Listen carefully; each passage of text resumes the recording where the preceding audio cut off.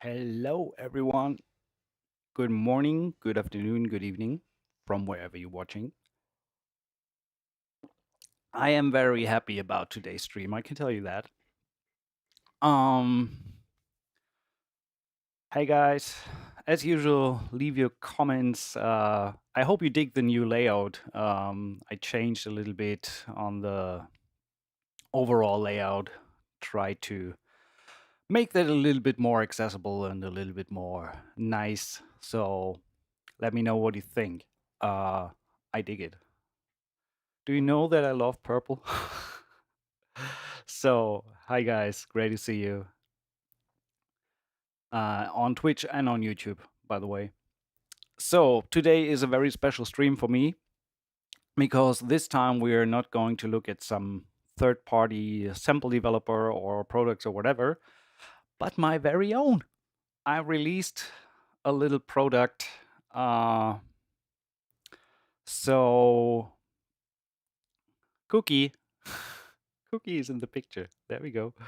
Um, so, yeah, I was, as you know, I'm working for more than 10 years in the production music industry and with Cubase as my main DAW, and also have done a ton of streams on templates and different approaches.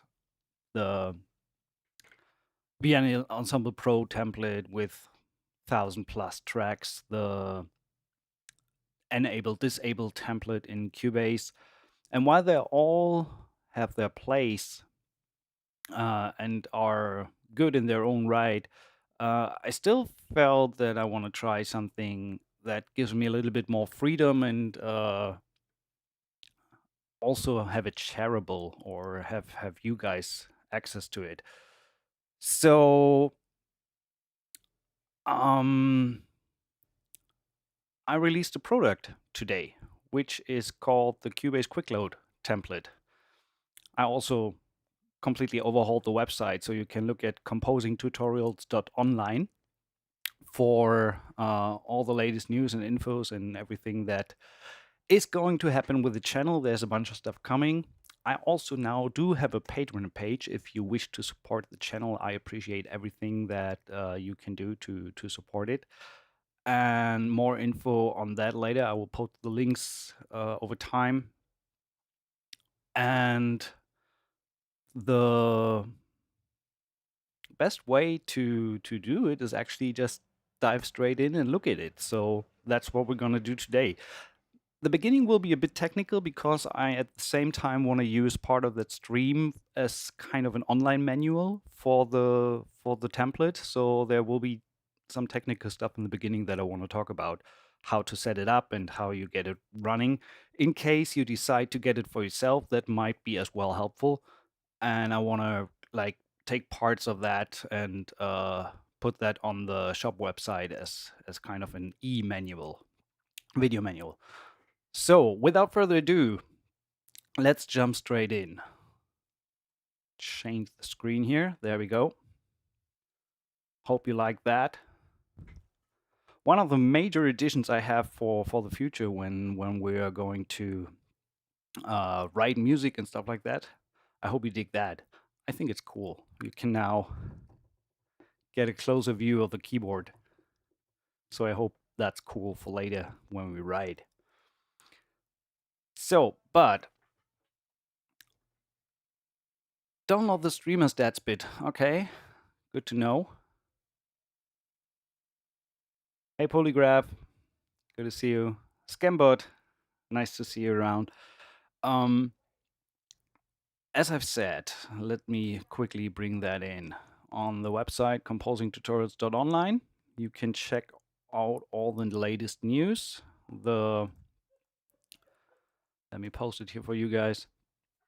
And there's also the shop that leads you directly to here. There we go.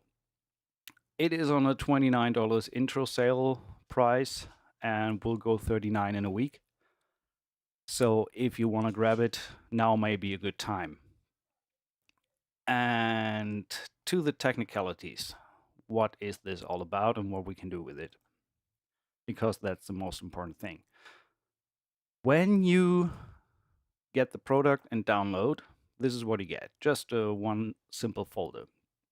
And to give a little bit of an explanation why I made the template the way it is now. First of all, it is not very straining on your system because it does not come with preloaded samples or anything. The system is aimed to work with your specific libraries and system setup. So I will explain that further in a little bit. Scammer, you've been busy. Yeah, I've been busy a little bit. So the main idea behind the template is to avoid creating, every time we sit down, create a new session, then create a track, then create the routing, then do the stems and everything. This template has everything in it from the get-go, ready to render out either affected stems or unaffected subgroups for mixing purposes later down the line. And I wanted to avoid like scrolling through the contact library panel on. And so the QuickLoad is the main important thing to make this efficient. So let's quickly take a look at what's inside. So when you unpack the file that comes with a template, let me leave this here. These are the 4 files. There's contact QuickLoad, the manual, the actual project folder, and this contact 16 out default. So the default, the reason for that is to make this template work properly, contact needs to be set up as 16 output default. So having 16 outputs, and a lot of people don't have that set up. So and I included that to make that easily accessible. So to first step when you unpack is double click that NKM, launch contact, and then the only thing you got to do is go to the outputs and say save current output as default for all formats. That's it. And then close contact again. And then you can pretty much delete that file. That's all you need to do. So then contact is prepared to work with a template. And the next step is pretty much the most important one. When we unpack the contact QuickLoad, and it says copy QuickLoad folder inside. This is what we're going to do. So you go into that, right click, copy, and refer to the manual where that folder is located. So you need to go to the local folder where contact has the QuickLoad stored. That is your username, app data, local. These steps are in detail described in the manual contact. So there you have your, if you have your QuickLoad already, you may want to back it up or save it. The easiest way to do so is to just rename it. And if you want to be double safe, you can also just copy that folder somewhere else. And then you right click and say paste. So that pastes the template driven QuickLoad framework, let's put it like that, into contact. And what that looks like is, let me open up a new contact for a second.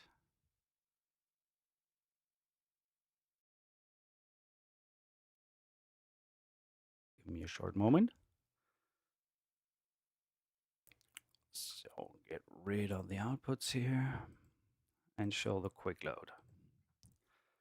This is the QuickLoad that comes with your download of the template. And these groups are pre-set up with a bunch of developers. Unfortunately, that still shows my own QuickLoad. I would need to restart Cubase for that, but that takes too long. What you get is this and this row. And what your job is to make this template efficient, is to go through your libraries and fill up the content of the QuickLoad. So that's the only thing that takes a little bit of time to get it set up. So let's say you do have audio imperial nucleus.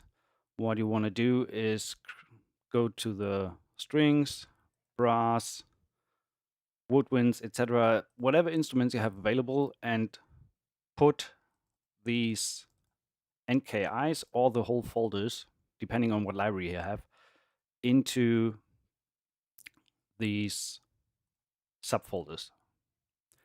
In the end, what that does, let me quickly return to my usual quick load.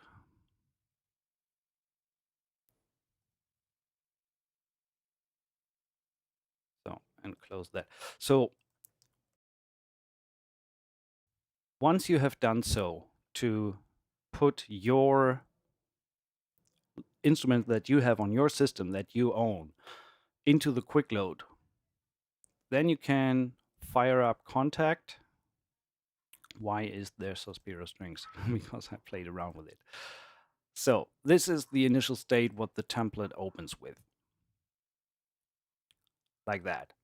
So, and when you have set up the quick load, then you have that quick load available. And for example, we just set nucleus, and then we can open the strings and have everything available. Sorry for my dog going crazy again.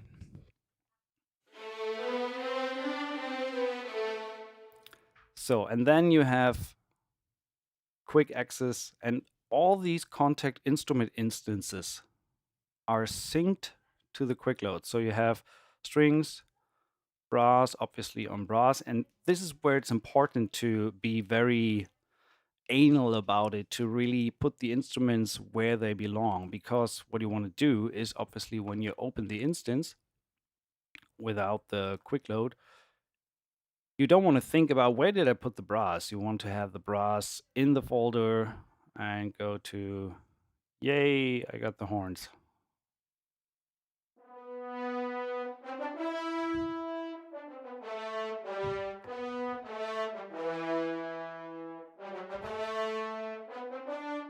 Does this include third-party files that aren't sub with a contact but in file only? I don't really understand what you mean with that. I think you mean the preset quick load. So there will be a bunch of stuff that you don't have, and there may be some folders that are missing. You can easily, if you want to edit it, make sure to unlock the quick load. You can easily right-click and add new folders depending on what libraries you have, and also delete stuff in here that you don't have. So you can really customize that to your own system. And so we just loaded the horns. What's also included in the folder is, let's quickly go back to, where were we?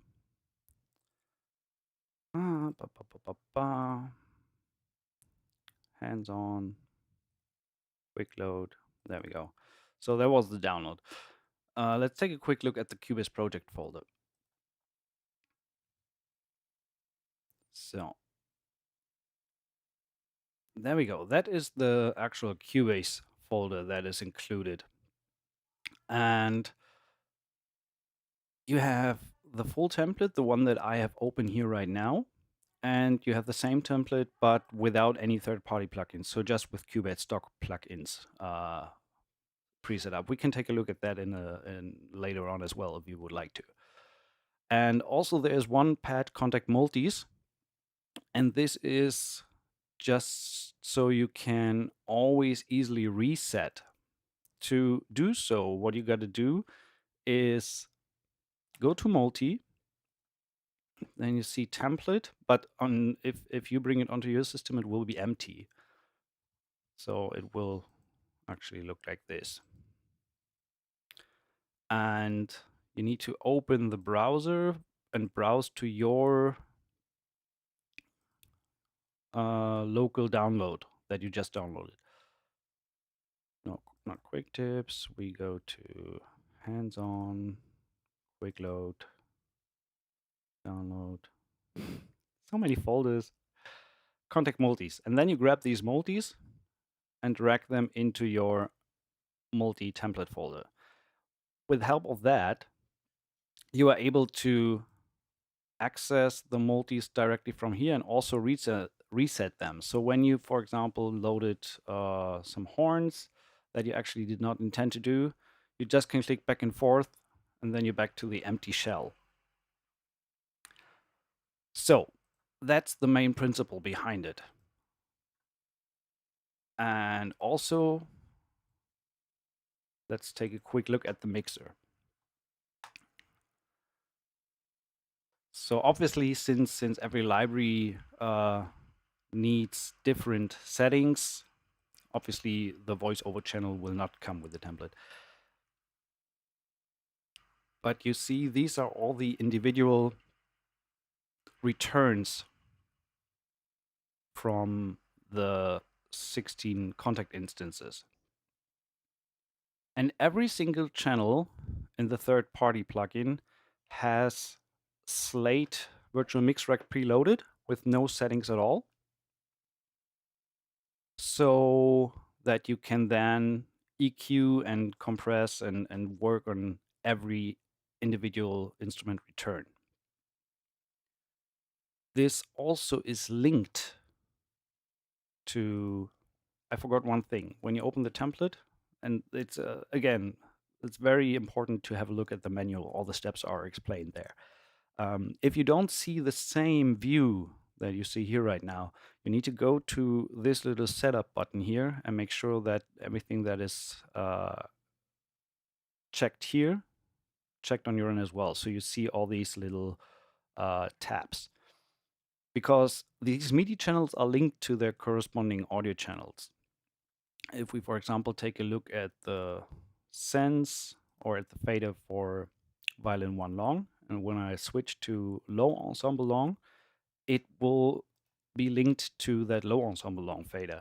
So you don't necessarily need to open the mixer every time you want to access, for example, the insert for that instrument. You can just open it directly from here from the arranger.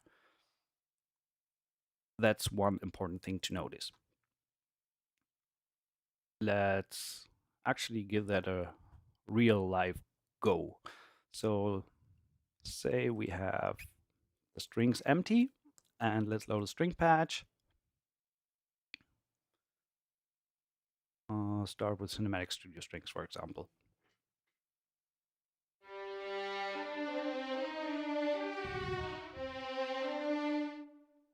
So actually, let's change that. Let's load the quick legato one.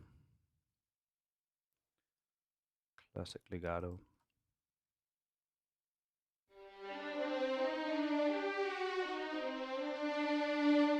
So that's the dry sound right out of the box.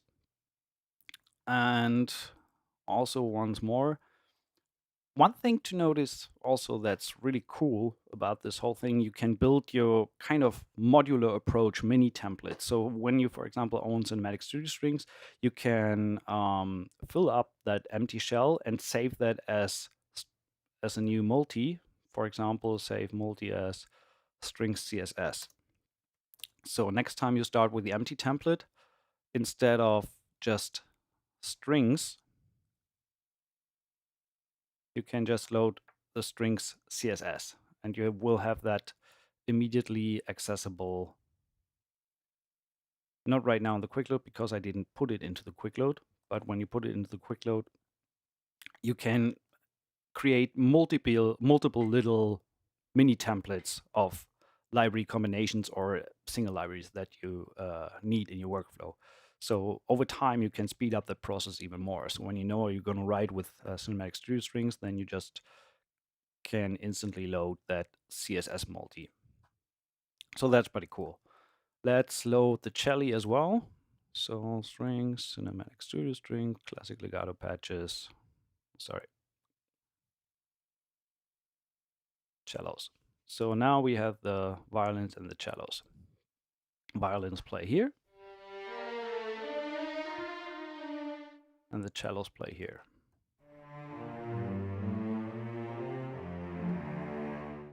So, and one thing that I want to show in the mixer. So, as I said, every MIDI channel is automatically routed to its corresponding audio return. And the audio returns are all routed and summed in this so-called tier 2 summing tier.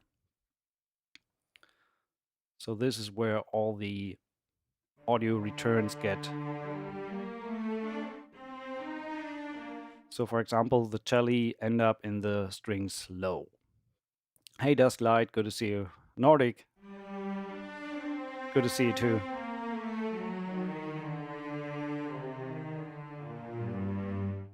So, and this is still dry. And then you have the effect channels.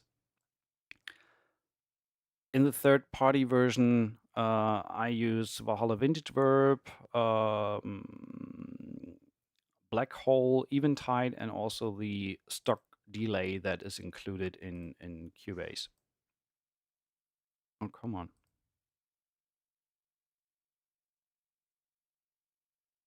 There we go. So the stock delay, the included one. And in case you don't have any or are missing one of these plugins, there's also the stock alternatives below them deactivated. So if you, for example, don't have Valhalla Room or Valhalla Vintage Verb, and you get the missing plugin error message, you can use the either stock one or whatever reverb you usually use, and you can easily swap these out to your favorite scent effects. And this all then gets summed up into the stem tier. Stem tier is the same as the groups that you see here: strings, brass, woodwinds, percussion, tune piano. And the stem tier, the third one, also includes the scent effects. So when I go back to the violin here, for example, into the inspector, and then I go to the audio sense, I can immediately bring the reverb on. Same for the cello. If I look at the audio sense,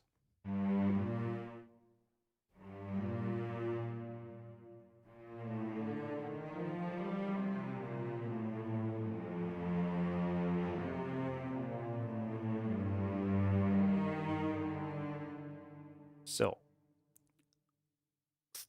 let's take a quick look at the string shorts. Same thing overall, just different routings. So, oh, give me a moment. QuickLoad. Let's say we want to use the orchestral tools stuff for this.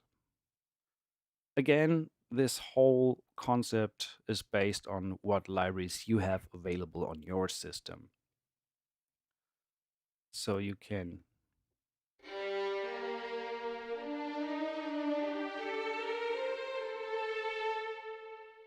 go back to the shorts. So let's load the, and since, for example, the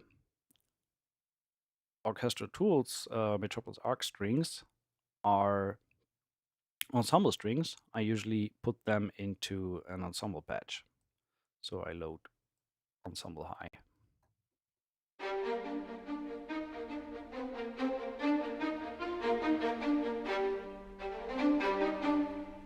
And as you can hear, there's quite a bunch of reverb already going on from the samples themselves. So I would not need to add as much as on the longs cinematic studio strings, for example. So I would bring that way down.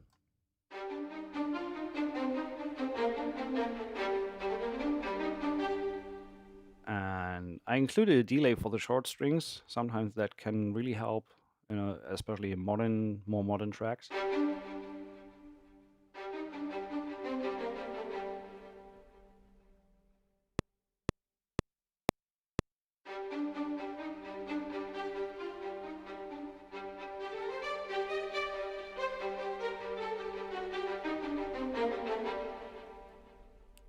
So that's pretty nice.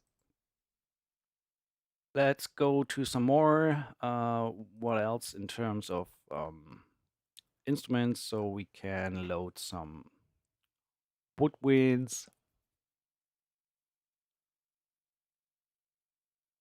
Since this is based on my personal experience, not every contact has 16 outputs. I have 16 for the strings and for the percussion and for the synth. The rest usually works with 8 outputs, and I'm usually fine in my workflow with that. But one thing that you need to be aware of, what's really cool about this template, if you run out of channels. So for example, in the brass, say you actually need 2 different horn patches. The simplest and easiest way to do that is to right-click the whole folder and say duplicate.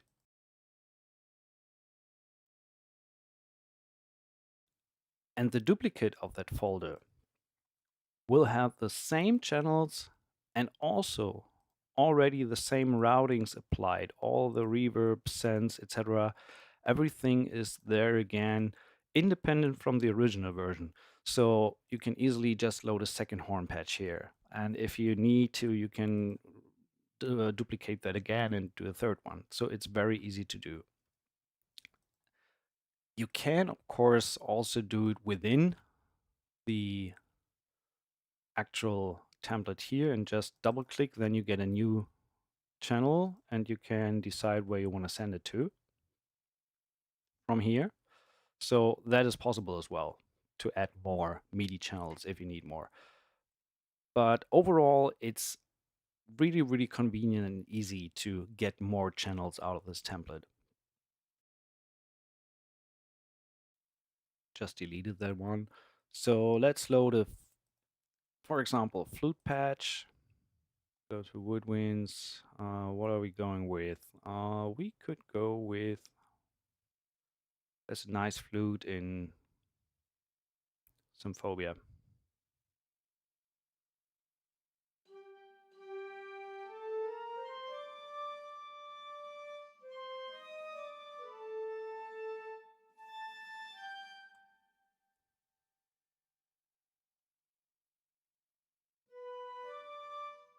And again, we can then just open the send effects.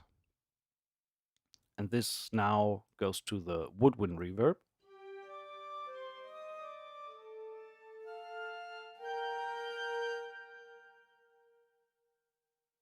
And as you can see, the groups here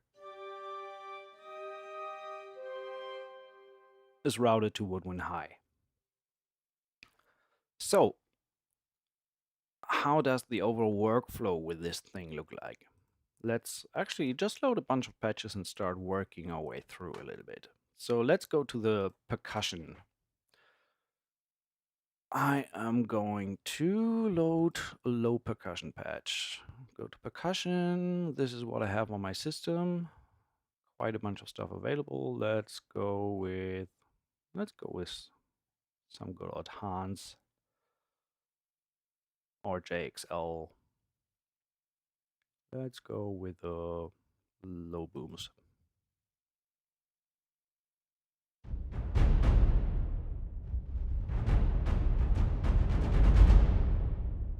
So one thing that's also important to notice, if you take a look at the mixer, all the individual channels are pre-set up to -5. Actually, you could even set that to -10, depending on how much stuff you have going on. That's all for the sake of gain staging, to make sure that you don't hit the red right from the get-go with the patches. So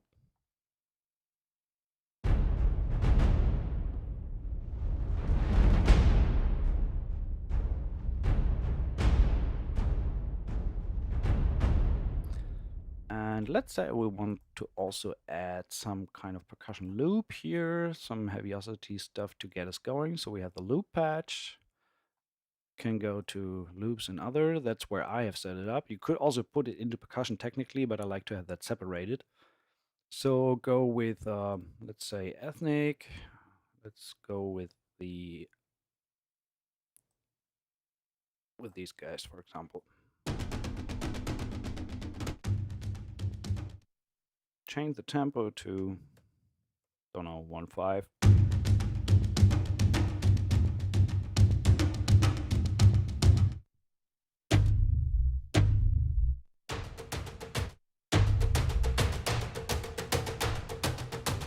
I like the one pretty much. So let me, since we have that now, let me bring in my keyboard view. Yay! Now you can see what I'm doing here.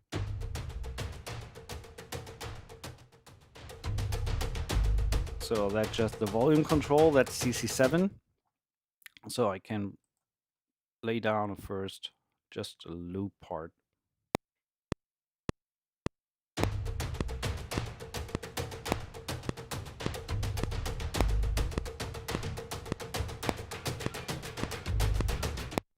So let's start with that.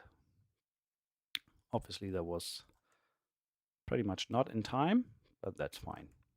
So I just want to make sure that the volume setting that I had here sits there in the beginning. Cut that off, cut that off. So.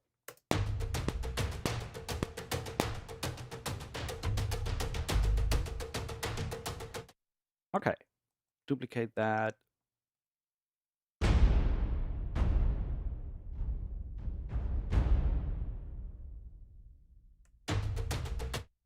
Let's lay down some low percussion.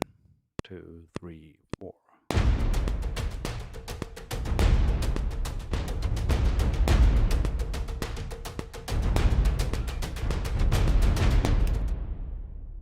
That was mediocre at best, but maybe it works. Let's see.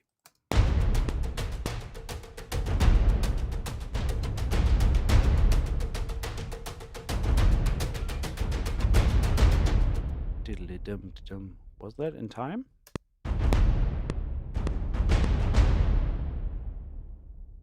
No. Diddly dum dum. Okay, there we go. Now we can move that a little bit forward, -15, I would say.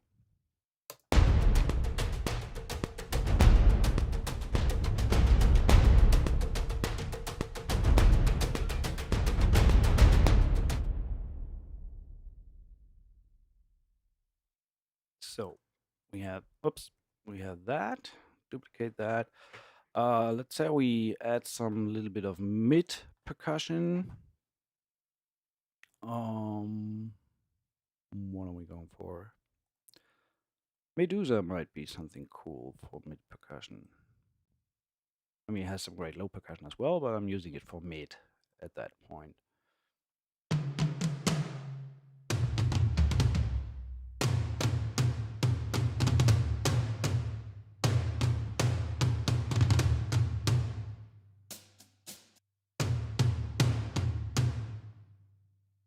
So let's add that on top.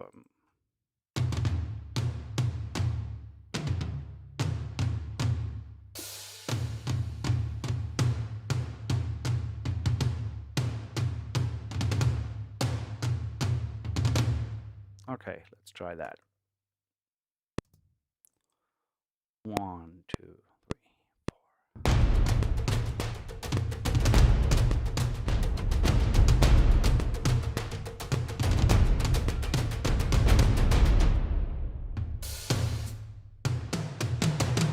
I could have done that on the pad as well.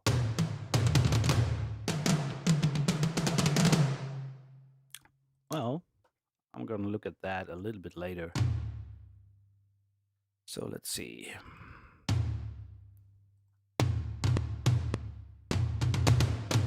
That was actually a triplet, I think. And I did like that. So put it there.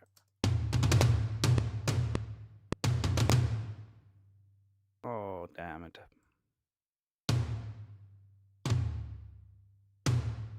And let's do like that.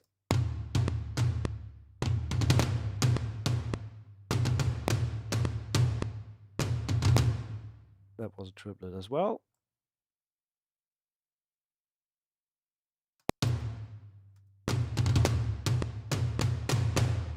Okay, good enough to get going. Bring that overall down a little bit, was a little bit too intense, and randomize the position a little bit on these guys.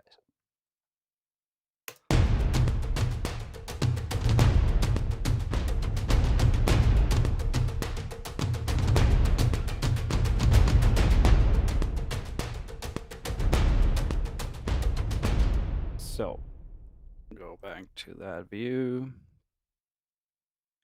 Mid percussion, we had some strings loaded already in the high ensemble shorts.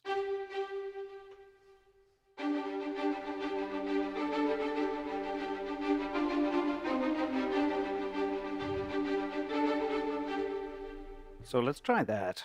Just layer something on top.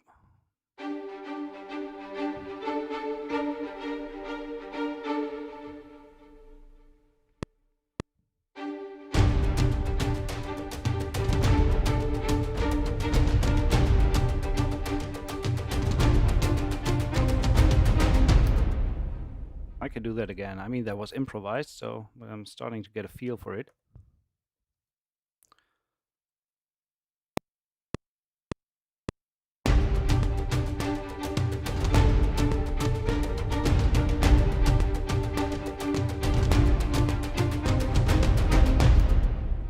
So that is better, I think.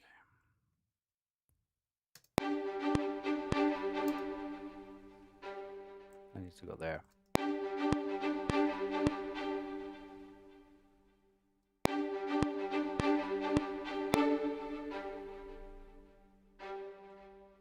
Why do I play so bad?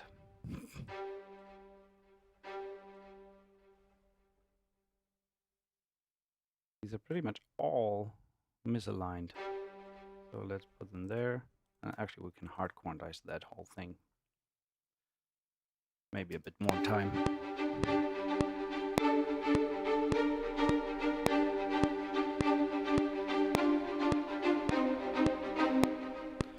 Young Claris, what do I usually compose for? I do a lot of production music, trailers.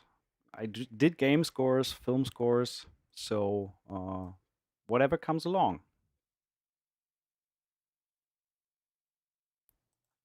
But main focus is production music. That means very different styles, from underscore to big action scores, hip hop, dramedy, tension, all the stuff you hear on reality TV. I did a bunch of that stuff. Survivor shows.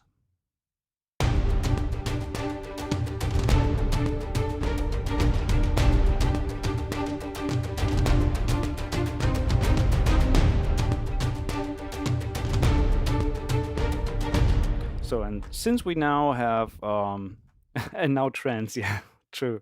I did a trance session recently. Since we now have the slate channel on every instrument, I can just tweak to my liking whatever I want to tweak for these strings, for example. So I would put this guy, get rid of the low end, give it a little bit of shine.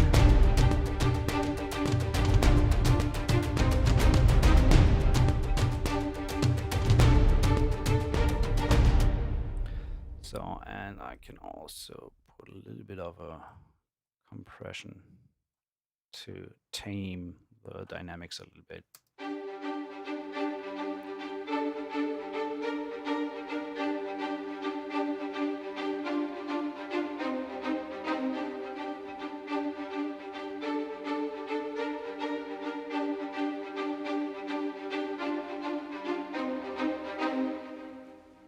So, kind of like that. That's what I would do to the strings. I did not add macros to this template. Does the Slate Digital come with a template pack? No, you need to own the Slate, either the Slate Virtual Mix Rig or the Slate subscription. But the setup for the template is completely set up with the template. So Slate is already preloaded. But if you want to use it, you need to own it. That's why I included a stock plugin version as well, where we only use the Cubase stock plugins if you don't have the slate. So let's put on some low end. And I feel that we can, let's be a bit lazy today. And by the way, even if you have the QuickLoad available, you can still always just use the browser if you want to. So for example, when we look for, just want to slam on some action strings in the low end. Oh, interesting. Haven't used that in ages. How can I participate of the giveaway? That is a good question. I haven't talked about that yet. So all you gotta do is head over to Facebook and leave a comment on this very specific post. And then we will take, actually we can do that right now because I'm giving away 3 copies of the template today. So we have 3 winners over the course of the stream. So we can actually look into doing the first round already. What do you guys think? Should we do a first giveaway already? There we go. Should we do the giveaway right away? Are you ready? We can do that. So there's a website called Comment Picker. I usually do it with that on the stream. So random comment picker. And all you got to do is put down the Facebook URL. So I can get the comment. We have 18 comments right now. One thing I gotta say, since we used the same Facebook post, if I, for whatever reason, draw a name twice, I will draw again, because obviously I only want to give away 1 copy to 1 name, and what would you want to do with 2 copies? So, Simone, hey, good to see you. Welcome. So what do you say? Do we want to get a first winner? 20 comments? Let's go for it. We have 2 more, so first come, first get. Chances are way higher to win now than at the end of the stream, don't you think? So it's a 1 in 20 chance. Let's go. Who's gonna be? And the winner is Fran Carbone. Congrats. So Fran, I will get in touch with you at the end of the stream and get you your free copy. I just need to make sure that I keep record of who. I need to write that down. Or just take a screenshot, take a photo. There we go. Fran Carbone. Hey, Paul. Nice to have you around. So, first winner is drawn. We will do that again in a little bit. Where were we? Writing some music. And now I loaded the action strings lows. Shorts, obviously. There we go. Bring the volume down a little bit.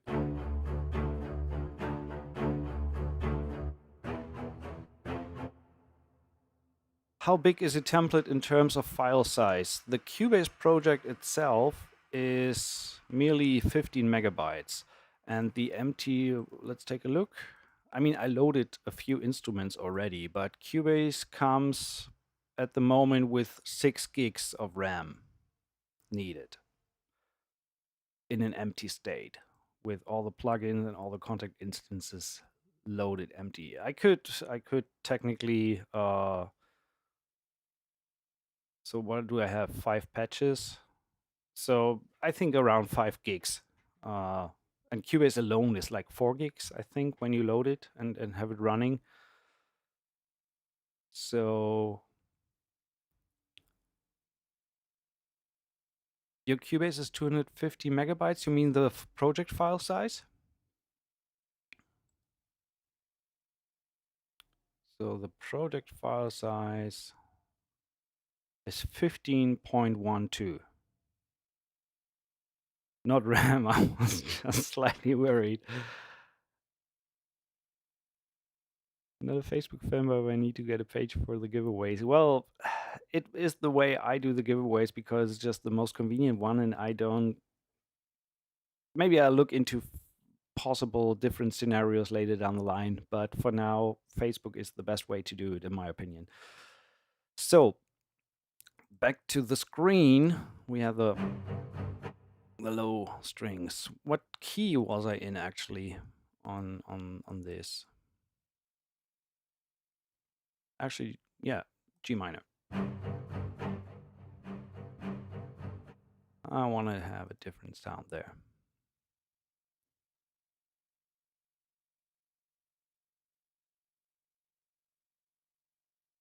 Da, da, da, da, da, da.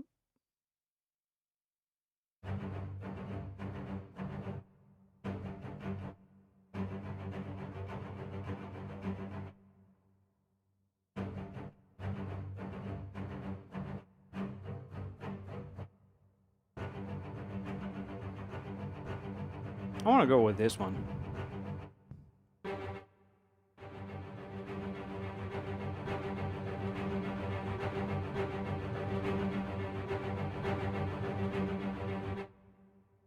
No chord track at the top to remind me. Yeah, actually, I should do that. Put a either chord track or a marker track. But let's get going with this. 2, 3, 4.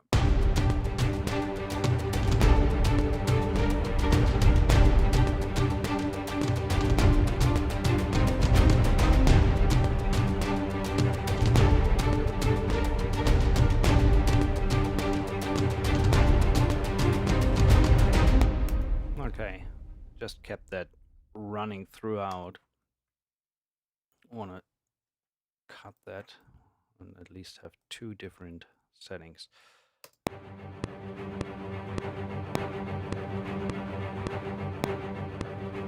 And again, since that is a new MIDI channel and all the MIDI and audio channels are linked, I can access all the inserts and sends directly from the MIDI channel without jumping to the mixer. So that is one thing that makes it ultra short to or convenient to work with. So it's just really fast and efficient in terms of workflow.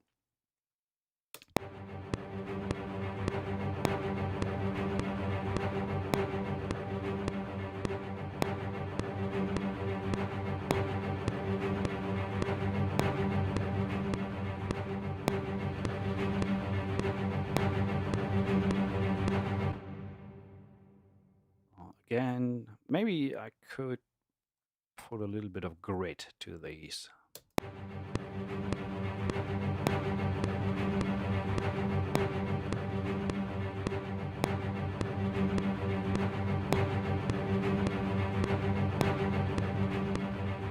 And also, again, just a little bit of compression.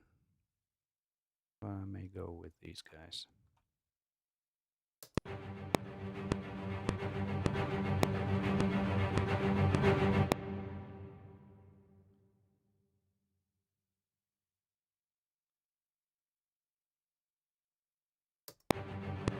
Well, actually, I like this one better. Just to tame the dynamics a little bit.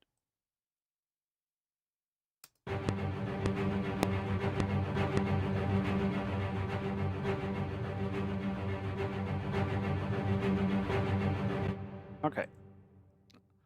Just compare with and without. Before. A little bit more clarity and oomph.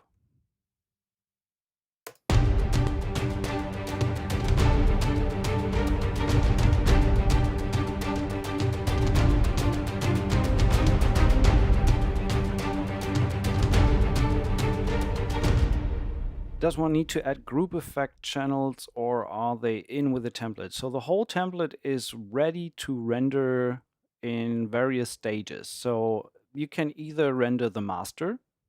On the master, you will find another VBC rack that is included in the Slate subscription.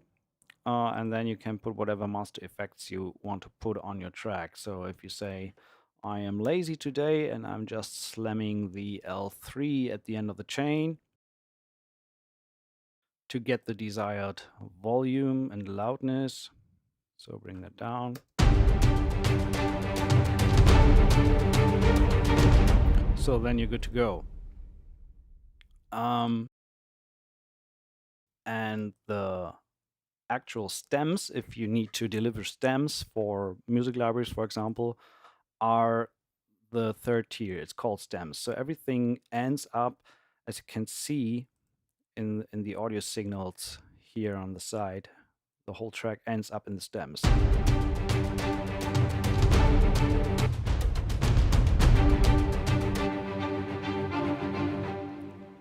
And that these stems include the reverbs. So the reverbs are based on the stems. So the string reverb goes to strings, brass reverb goes to brass, etc., etc. So let's actually go forward at a synth patch here. Say we want to have a synth bass below that. So I'll still have that open. Let's close that. No, keyboard is fine. Just don't want to see the browser. So let's go to synth bass and the several options here on my system. Again, this whole thing is of course based on your system and your available libraries. So you need to fill that out with your libraries. But let's say we want to use, well, what are we going for? Mosaic bass, actually. Recently did a stream about that one. So let's check if we have a nice patch here.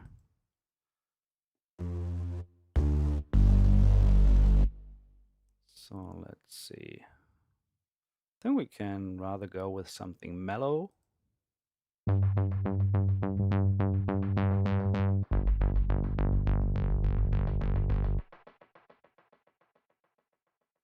Just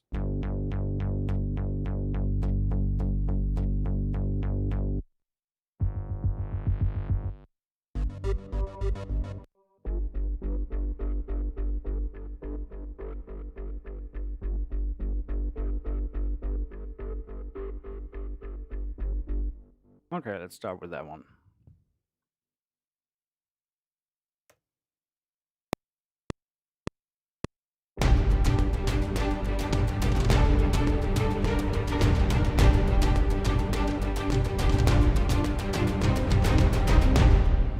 Was pretty quiet. So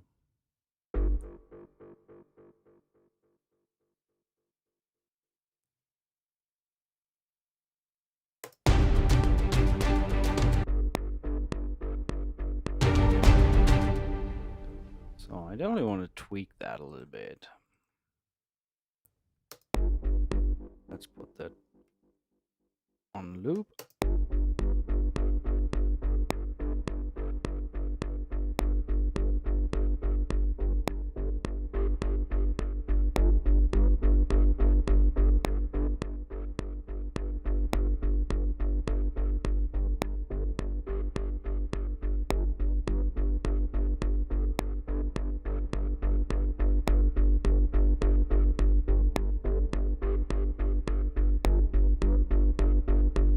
So there's that.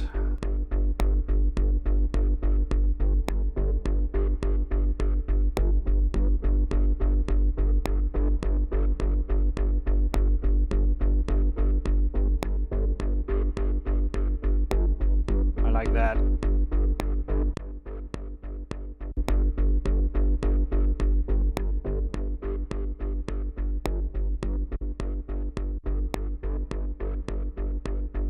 A little bit more body to it. And I think we can also get rid of a little bit of the high end there. So let's go for the SSL and bring down the high end above 9, 10-ish.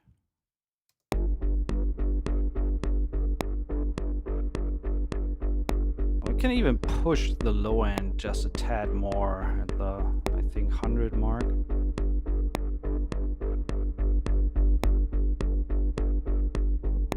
But cut everything below 40.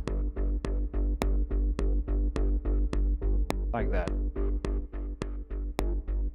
That sounds pretty cool. So yeah, and as I said, no need to load any plugins or go with everything. This whole template is based on the fact of getting work done fast and efficient. So no bullshit, it's all right there. You can immediately do these sends. And in the end, when you say, okay, I'm ready to export, you can say I export multiple, select an underscore because all the stems are with an underscore. And then you say, these are the tracks I want to render, maybe not the master. And with one click, you have the full track rendered as stems. Actually, we can do that at the, let's walk through that. I will show you that at the end when we have a little track written. So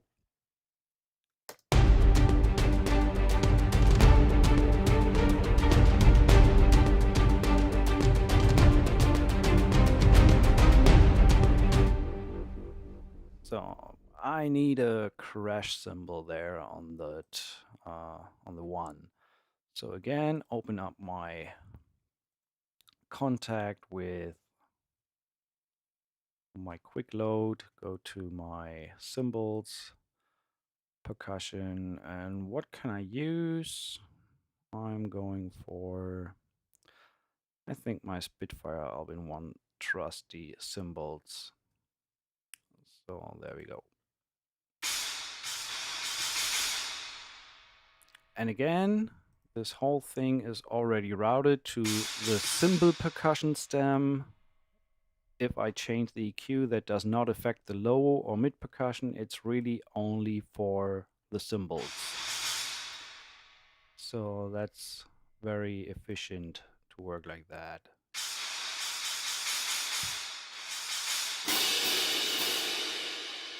So obviously it's a tad loud, so we can bring down the volume.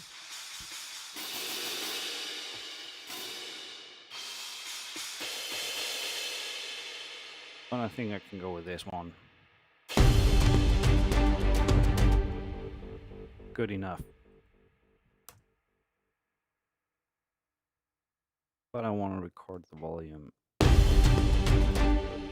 Just turn it a little bit down. So if you look at the volume, you can see here. That's where I put it at. So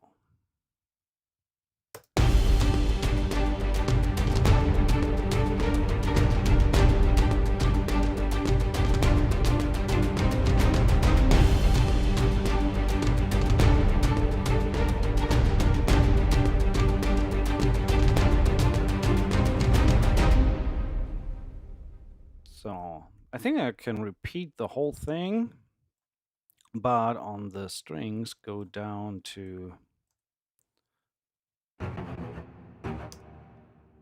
and then to F, just to give a little bit of a variation.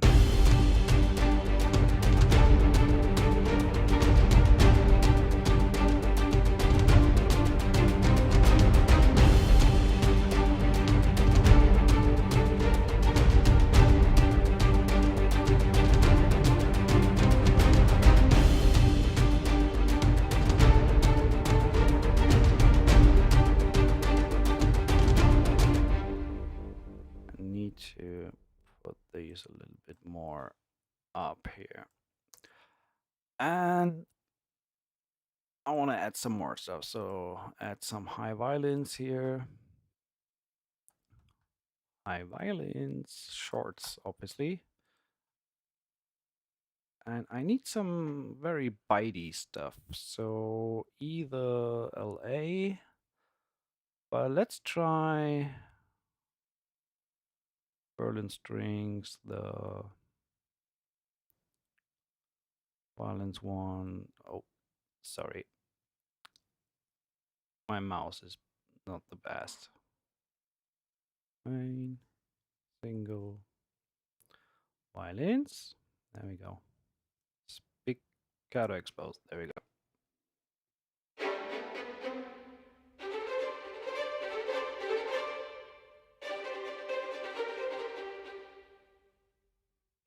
Okay, let's try to lay that on top.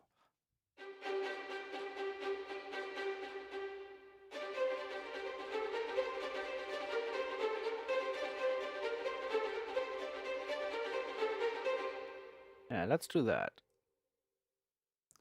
Not sure if I need to do 30 seconds or 16. Let's see.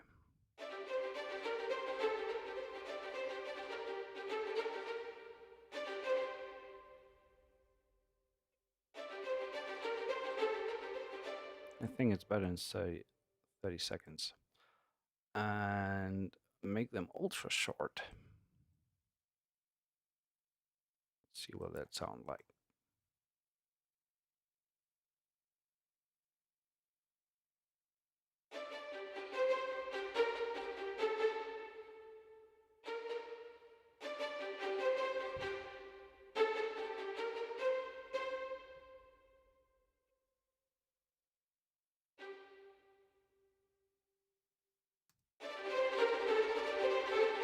Ah, no.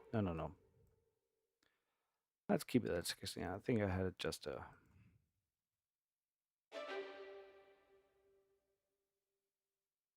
what did I do?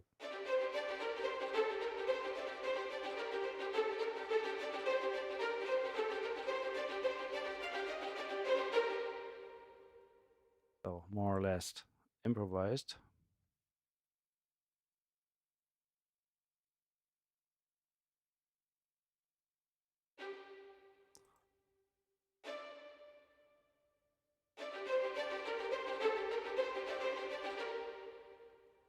Oh, I messed that up. Let's do that again. I think that's faster.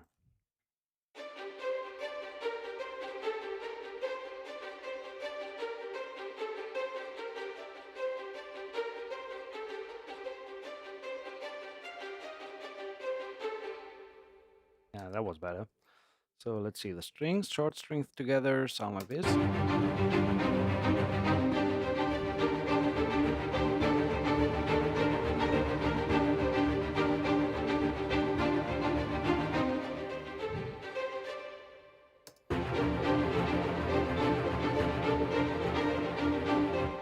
I like that. Nice tone overall.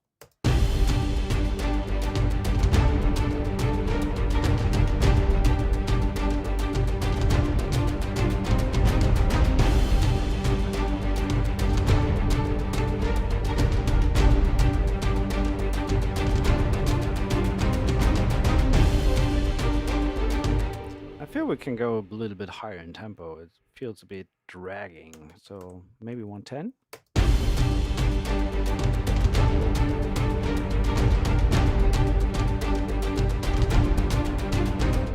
Let's add a little bit of horns, just fill-ins. Let's go with Majestica.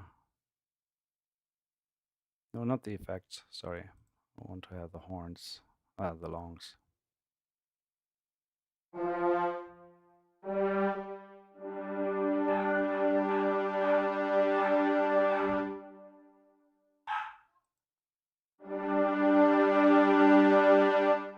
Maybe the arcs.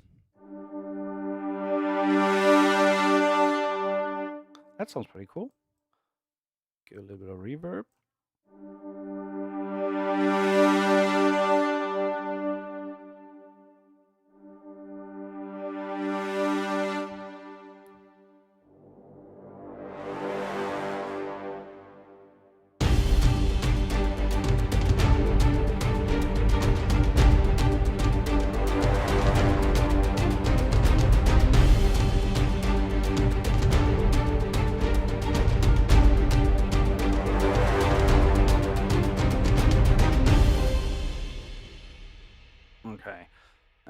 Technically, I should have put these, since they are not horns, I should have put these onto the ensemble brass. So let me quickly fix that.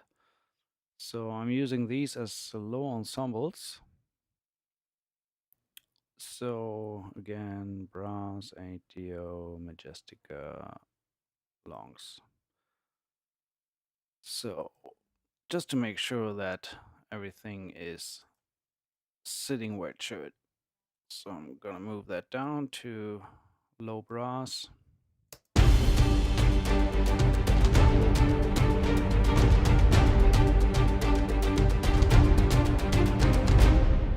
Why was that not playing?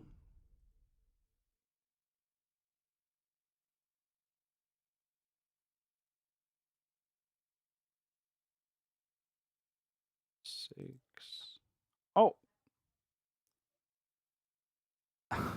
Yeah, my bad. Low ensemble brass, not low brass.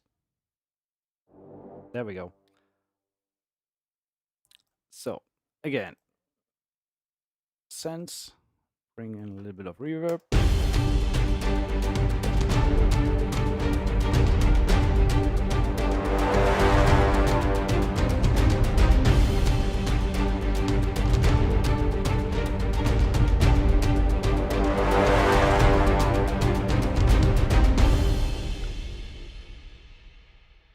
So let's ba, ba, ba, ba, ba, ba.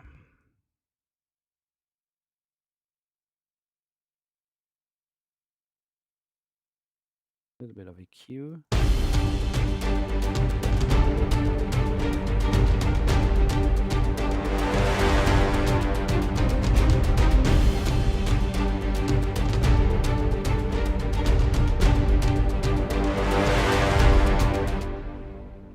Volume came up a bit strong there, so I'm gonna bring that down. I think it was mod wheel. No mod wheel at all. Interesting. So.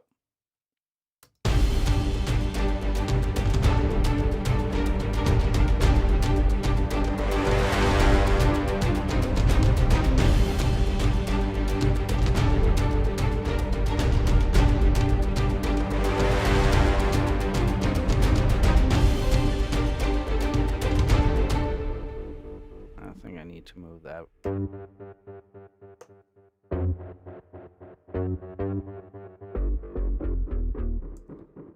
Oh, that's why I didn't change that to B. That's why it sounds strange.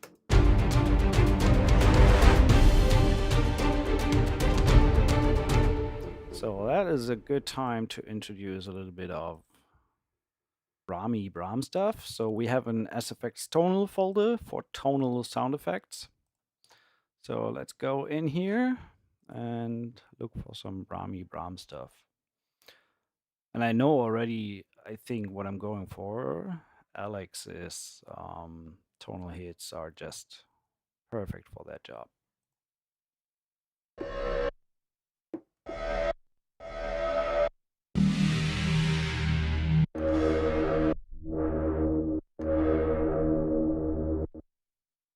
Bring the volume a bit down.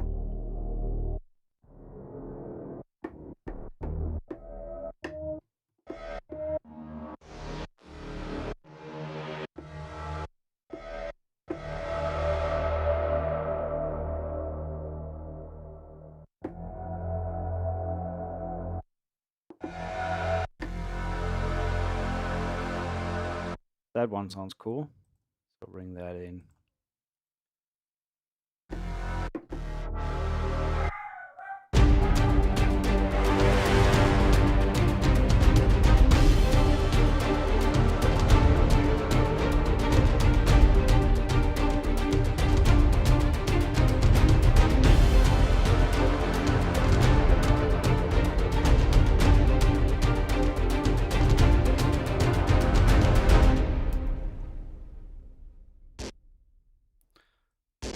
Just getting rid of the stuff I don't need.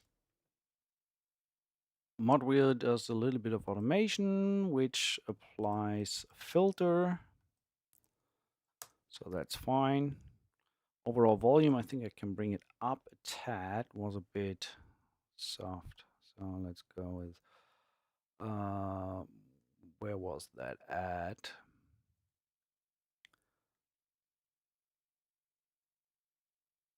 $100. Okay, so let's do 105, something like that. So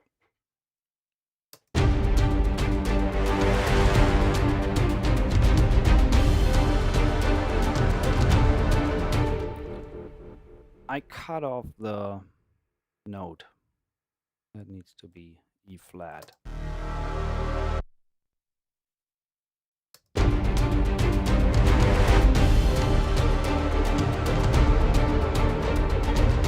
Then I can push that a little bit into black hole, give it a little bit of room.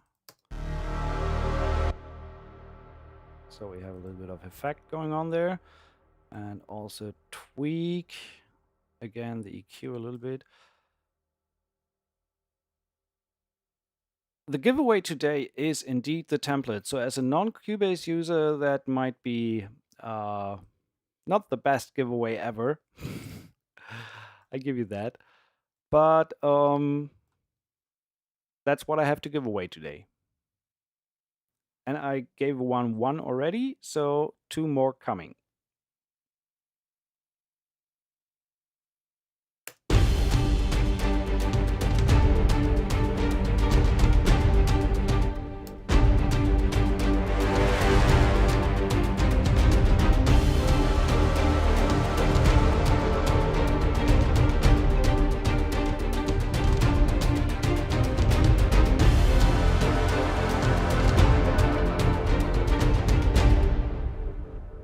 So what I want to do is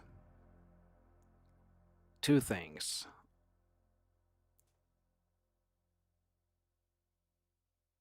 Thanks, fishing.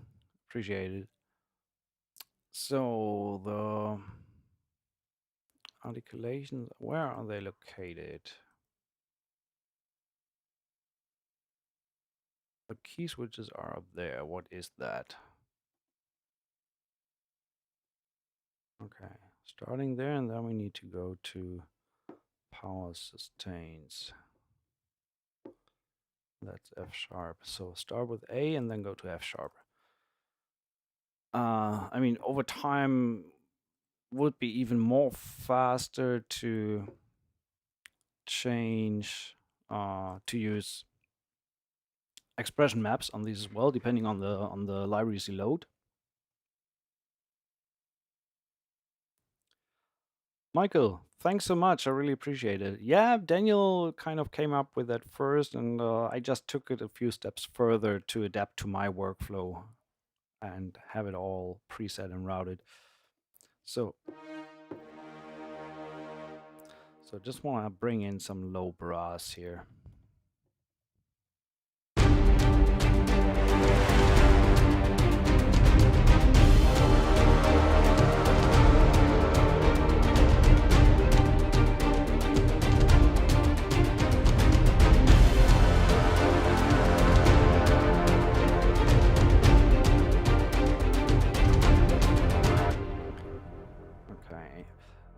Yes, the Junkie XL brass stream is definitely coming. I'm doing that.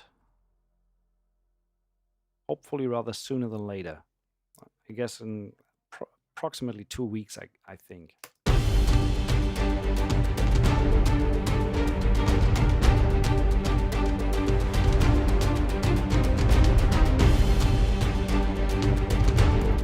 I want to add one high element into the percussion. Let's see. Some loopy stuff, but maybe not the usual suspects. Motors, no. Output. Yeah, I think the Rev X has some great stuff.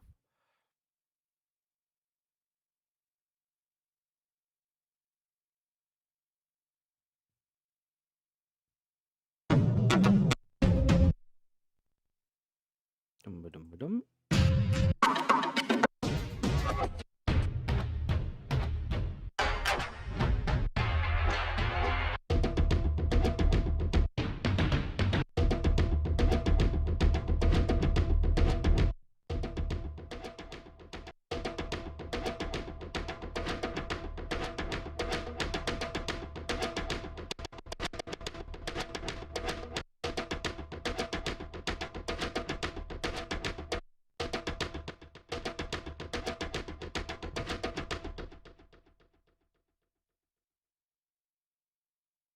Put that on mod wheel.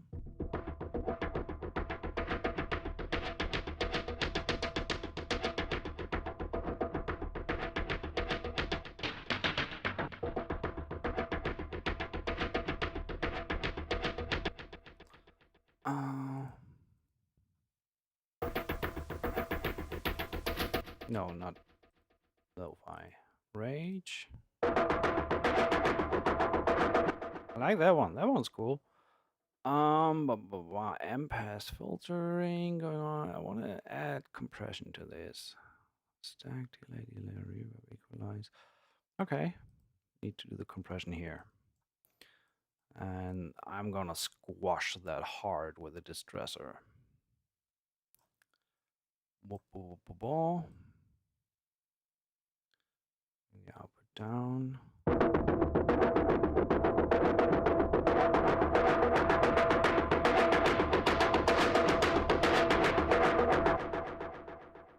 The output down.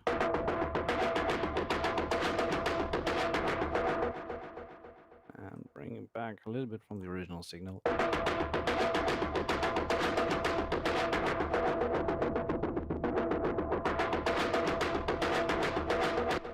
I like that. Sounds pretty cool. So let's try to layer that in. I want to start very subtle and bring that up over time.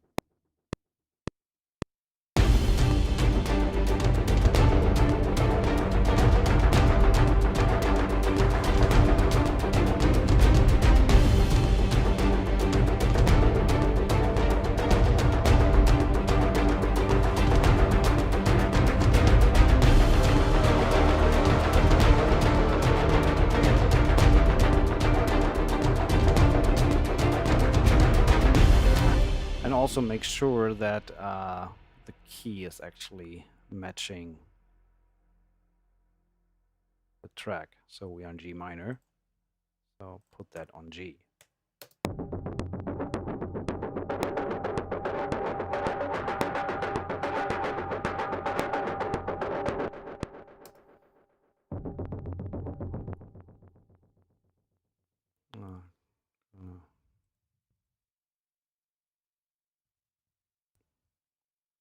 There we go.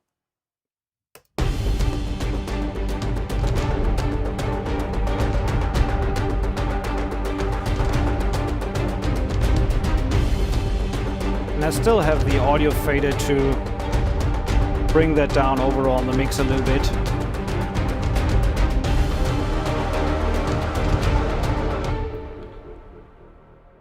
So let's add some horns here. Actually, that's a good point to bring in something that we haven't talked about yet. What if you want to bring in your own instrument, other instruments? How do you do that? How do you, we talked about duplicating the contact, but for example, like right now, say I want to actually use JXL brass. So I didn't include that because not everyone has JXL. Contact is very likely that everyone who gets the template also has contact. But yeah, JXL. So I can create a new folder called Sign Player and say add track instrument, and then I'm going for sign. So and since I know that the first track is going to be horns, I can in the output I can directly send it to brass high. That's where my first channel is going, and then it's just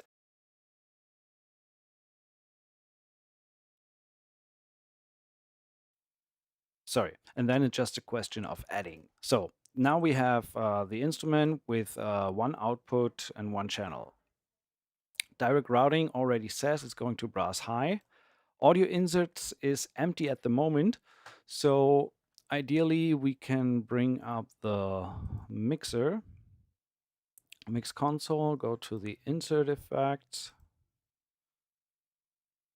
and then we see here the newly created sine player, and I just move that over. So now I have my inserts there, and in the sense, I'm going to send this to brass reverb. So that is set up already. The most important thing is to open up that panel and bring that pre down by -5. Because all the other channels are -5, so this will stick out like a sore thumb if you don't adjust that. So every new instrument should be set to -5 pre-gain. Paul, this is no VE Pro template. This does not integrate with VE Pro. This is the approach of having the whole system on one computer contained within Cubase. So VE Pro is a different approach than this kind of template. That's also a different approach than the preloaded one. Funny enough, I need to re-log into my Sign account.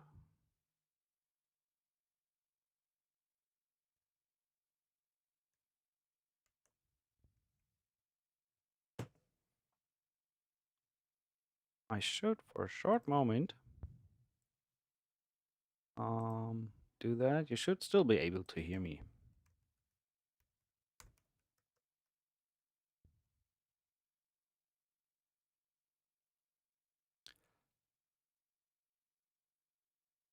Okay, there we go.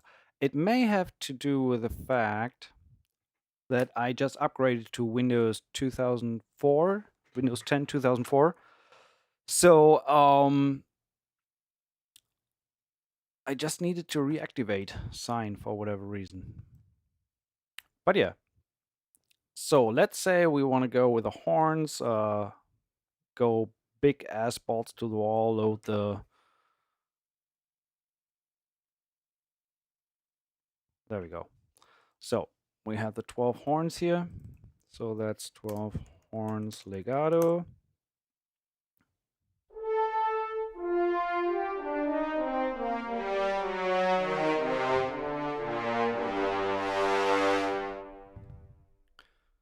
So, and audio sense, we can already create a little bit of reverb.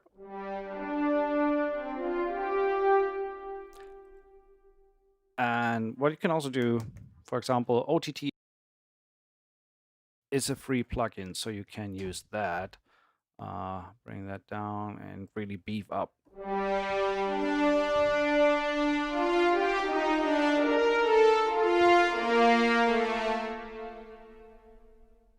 That's one of my favorites. Also, one of my favorites is this guy. This thing works wonders on horns.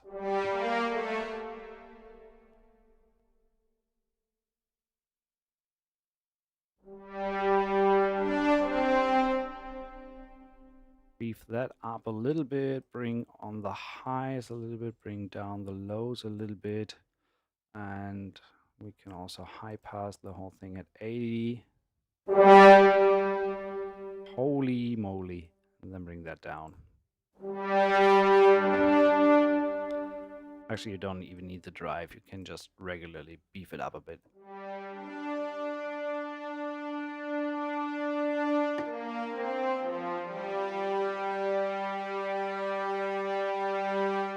Without.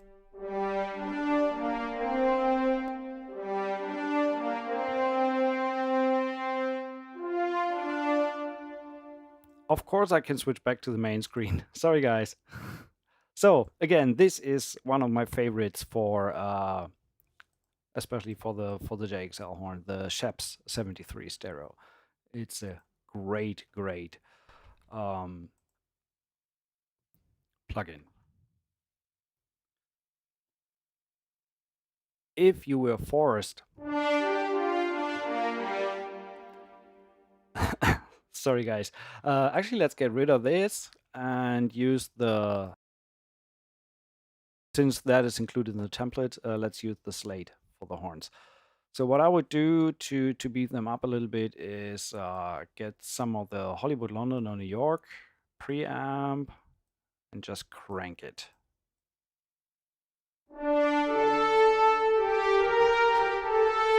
You hear this slight grit that's coming through there. Was a bit too much.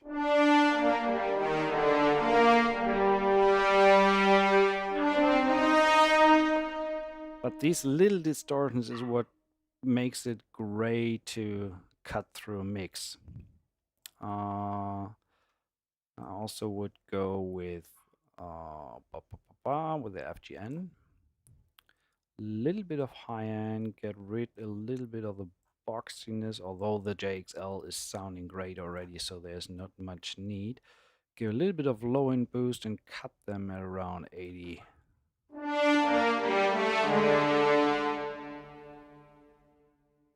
They have a bunch of reverb going on.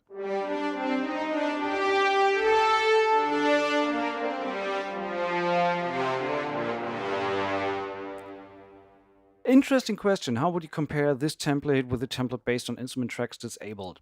So I worked with disabled templates as well, as you're well aware, and I did streams on that, how that works.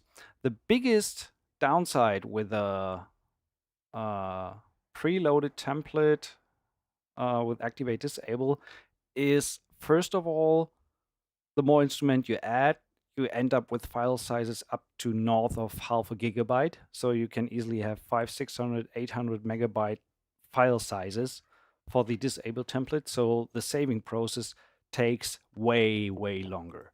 So when I save this template right now, we are at 21 megabytes because I'm utilizing all the different 16 outputs, for example, for one contact. So I don't have 16 contact instances running with one instrument each, but I have one contact for 16 channels for the strings, for example. The second thing is, and one of the main reasons for me to go away from a preloaded template, actually, let me switch back here. That's a good question. So it's a philosophy question. Having worked with so many templates over time and tried different approaches, and I am absolutely sure that every approach has its place and is valid in its own right. The major the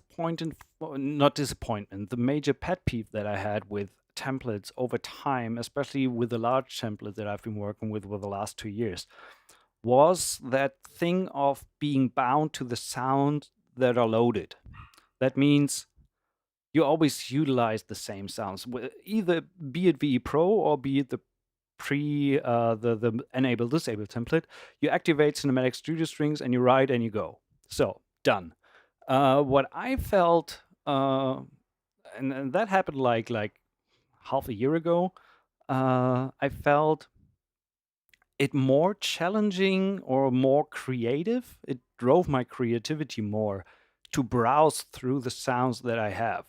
But I also didn't want to waste time on loading a contact and opening the library panel and see through what I have. So obviously the QuickLoad was the first thing to look for.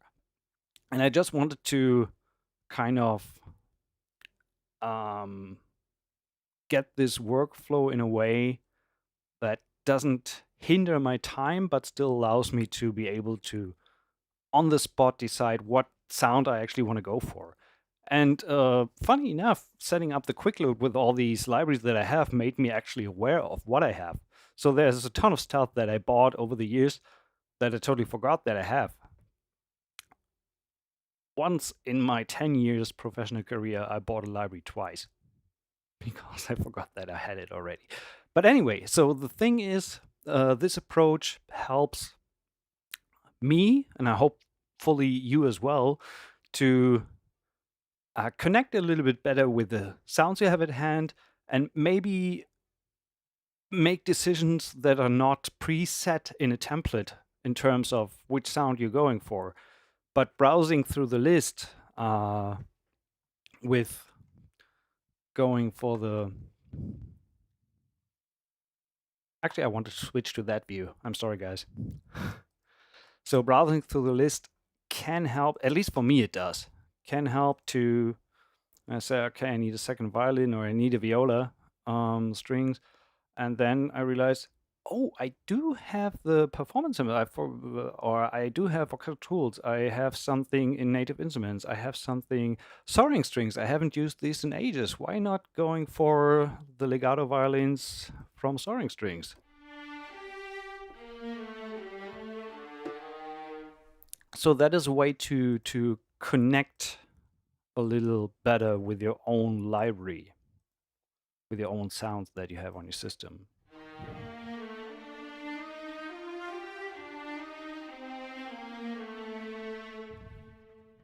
So that is pretty much the main reason for that kind of template for me. And it still allows to get running fast and especially when it comes to delivery. So let me finish that off here by slamming on some horns.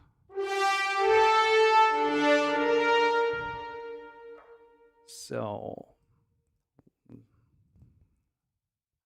with the processing that I have going on, I should put a little bit of a volume control at the end of the chain.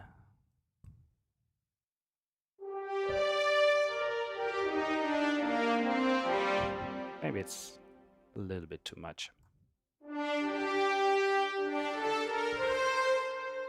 Without.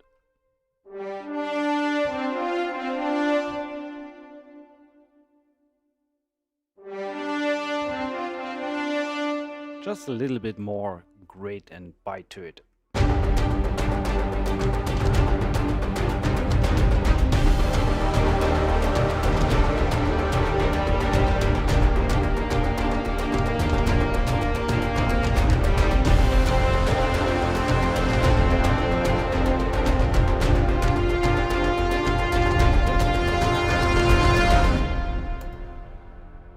Just a little bit.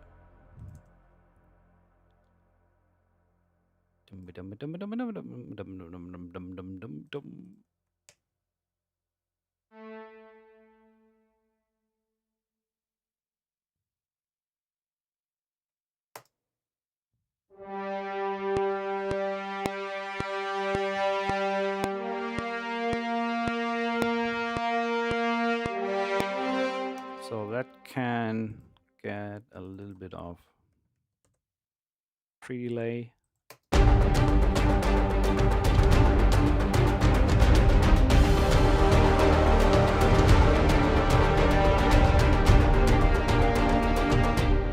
And let's add a little bit of vocals on top there, a little bit of woman choir.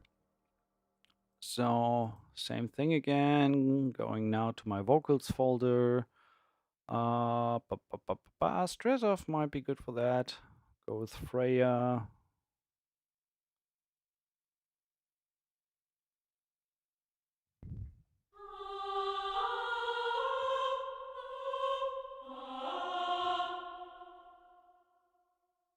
So let's go with that.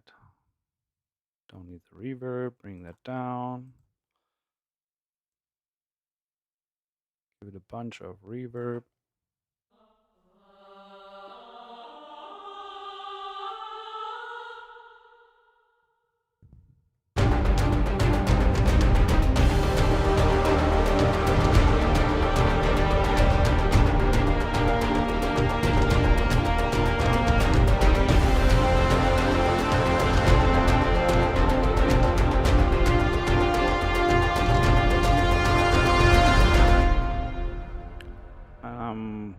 Do the same, but just load the soprano on the second instance. So choir, vocals, strings off, Freya, sopranos, legato.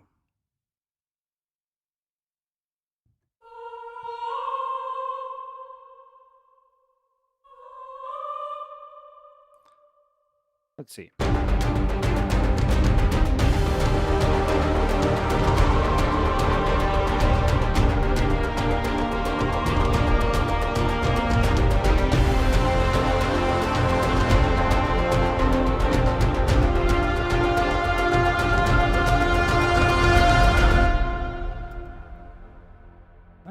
pretty nice. So what I did here is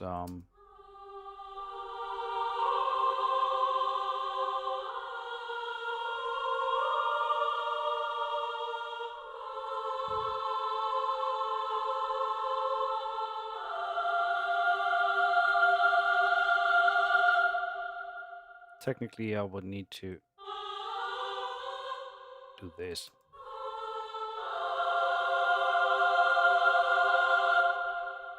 Maybe even this.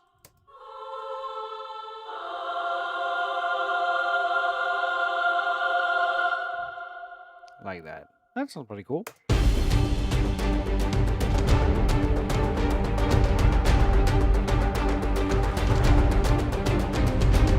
At that point, it might be time to look into our giveaway and do the second time giveaway of that same Facebook post.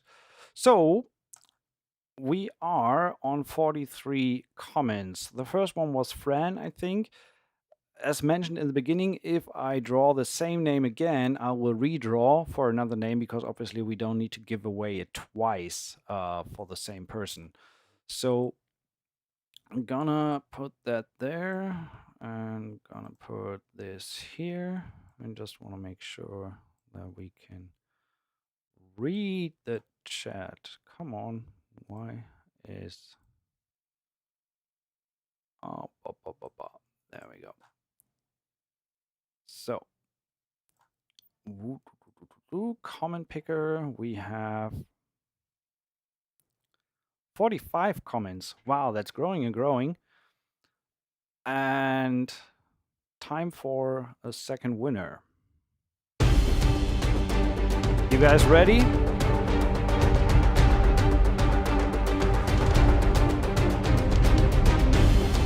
And who is gonna be? Neve Schreiber. That name rings a bell and sounds familiar. I think we're friends on Facebook, so that's a good way to spend the rest of the day. After the stream, I will send out the download codes for you guys. Just let me make sure.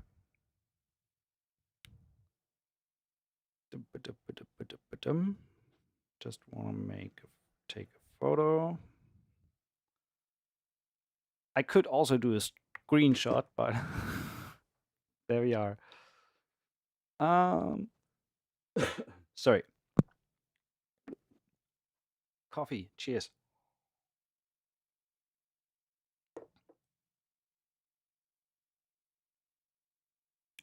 So, back to topic.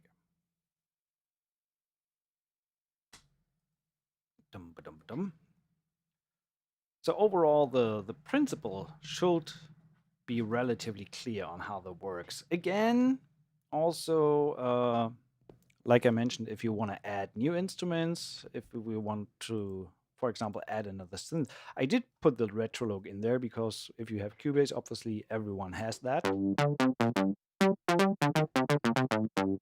Let's say you want to use a different synth.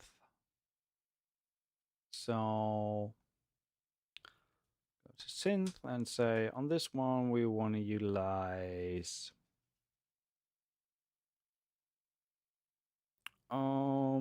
maybe what do we want to use? Let's use VPS Avenger, for example. So I'm going to send that, and since I'm pretty sure I'm going to use that for a synth ARP sound, something like that, I am going to send that to synth ARP already. So since I don't want it to search, I can just put as Y. So we have bass, pad, ARP, lead, and other. Other is usually like textures and stuff like that. Honestly, let's go with Omnisphere. Let's load Omnisphere and send that to synth other. No, not synth other, synth ARP. So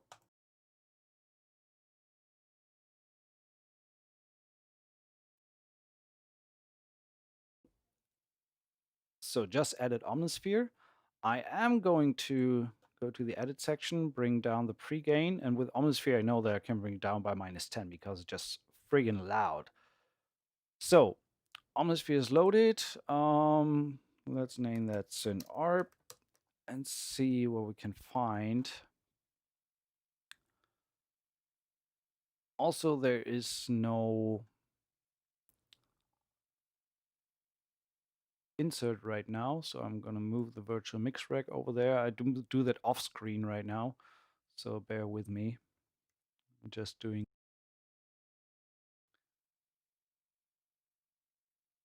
Question is, why do I do it off screen? Why don't I show you guys? So I'm just went to the mixer, I went to the inserts, and just copy it so it was like that before. I just copied over the virtual mix rack from the channel next to it, and then on the sends, I'm just adding the send effect. I hit down as Y, I get the corresponding send effects.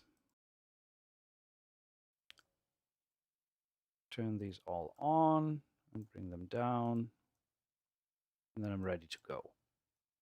So this is the workflow pretty much when you have something that is not part of the template or want to use an instrument that is not part of the template.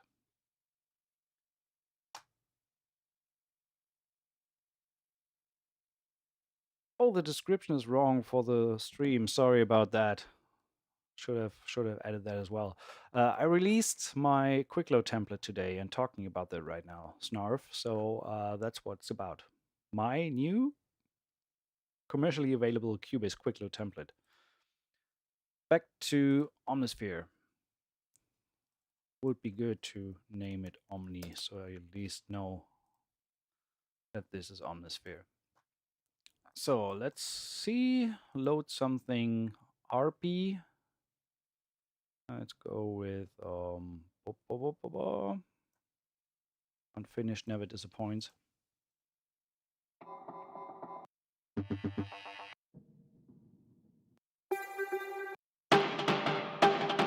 And you can already hear how friggin' loud that is. And I turned down the channel -10 already. So Omnisphere is just insane.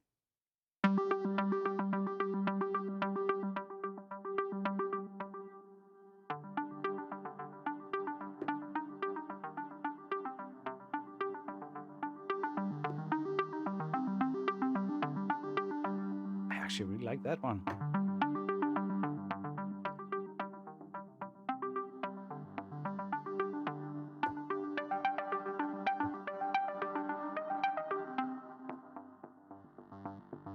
But we do have a bass already, so not gonna go there. Let's check something else. No, Tido had no ARPs. Let's see what we have here.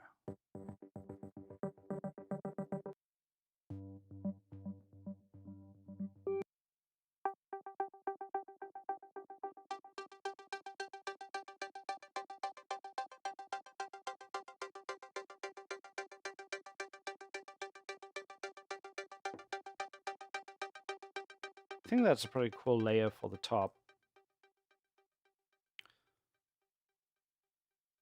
So let's go. Just a little bit.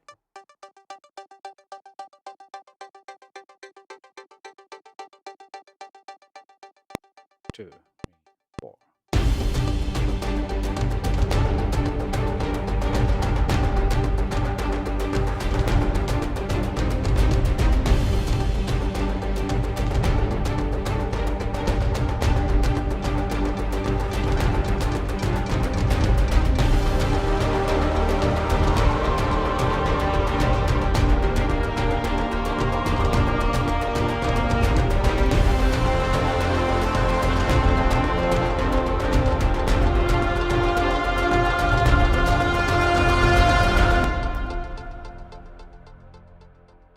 There's a delay that goes on forever and ever and ever. So I'm gonna bring that down a bit.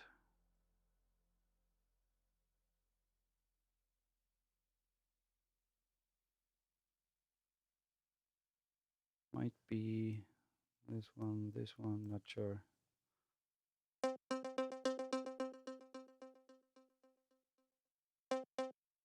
Yeah. Feedback down on these.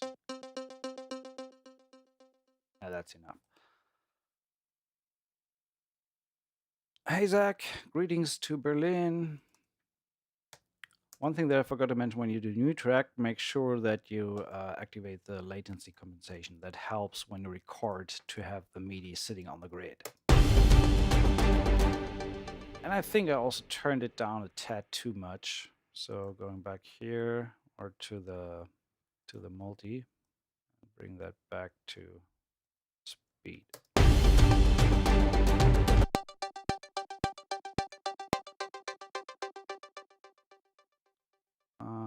Let's get rid of that.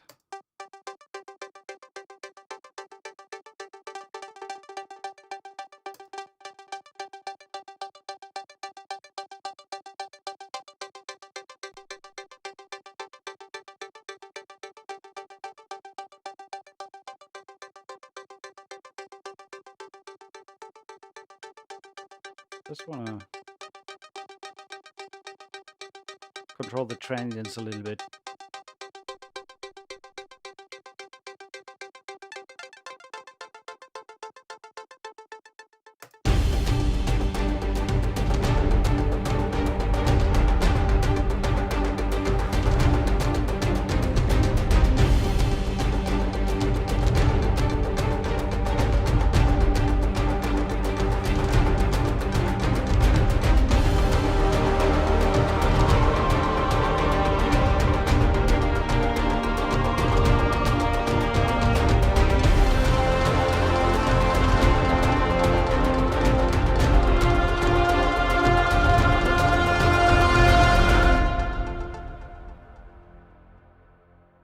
So, last but not least, let's add, let's add a last riser kind of stuff, all that part. So we go to sound effects.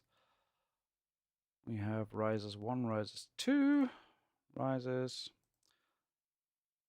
and sound effects. There we have ascendance, for example. Load that into riser.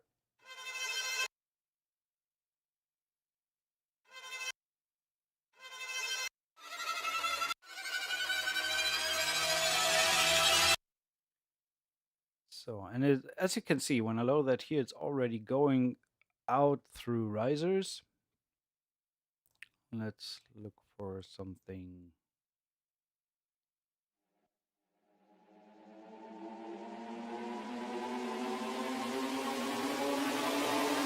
So that's a 4-bar riser. Let's add a little bit splosh of reverb, a little bit of delay. Just to get a little bit of room. And it ends there, so we want to record from 15 on.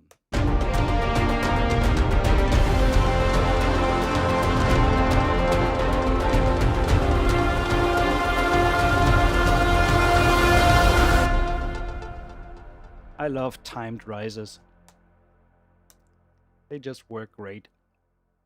A little bit more reverb. And then, yeah, hits. Let's get some hit stuff going. One hint.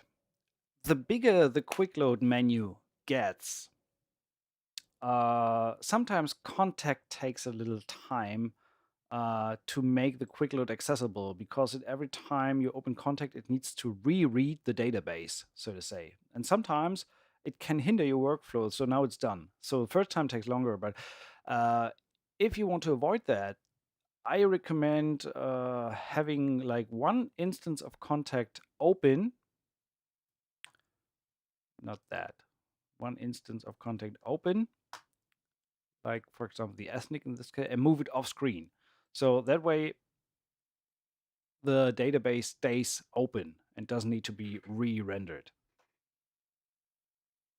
or re-read. So we have the riser coming in here.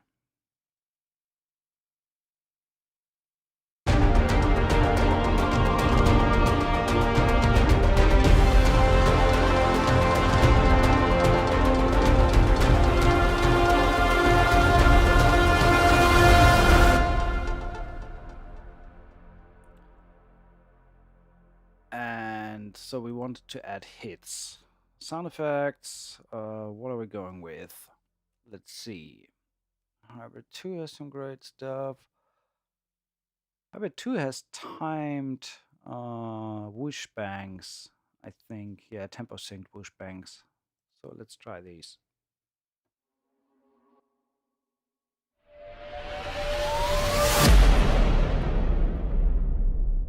Hey, baby lord. Thank you very much. I'm very fine.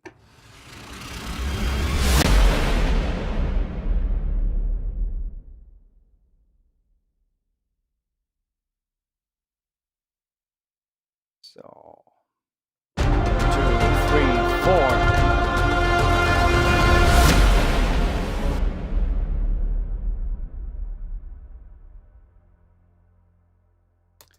So, hard quantize that guy onto the grid.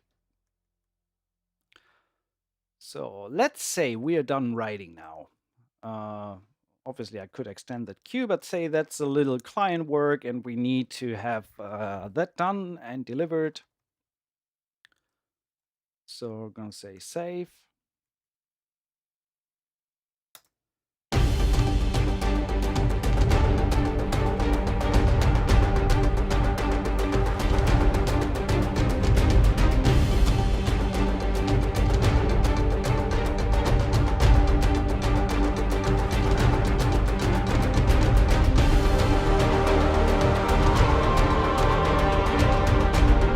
I feel that we can add like a high violin there. So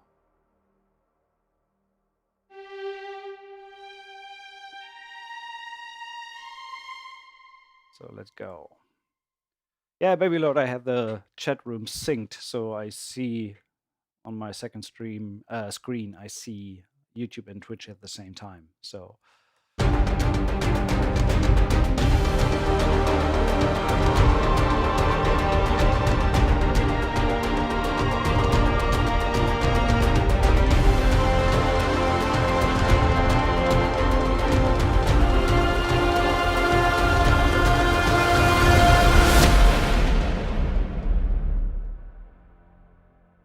So that pretty much sounds like a little 45.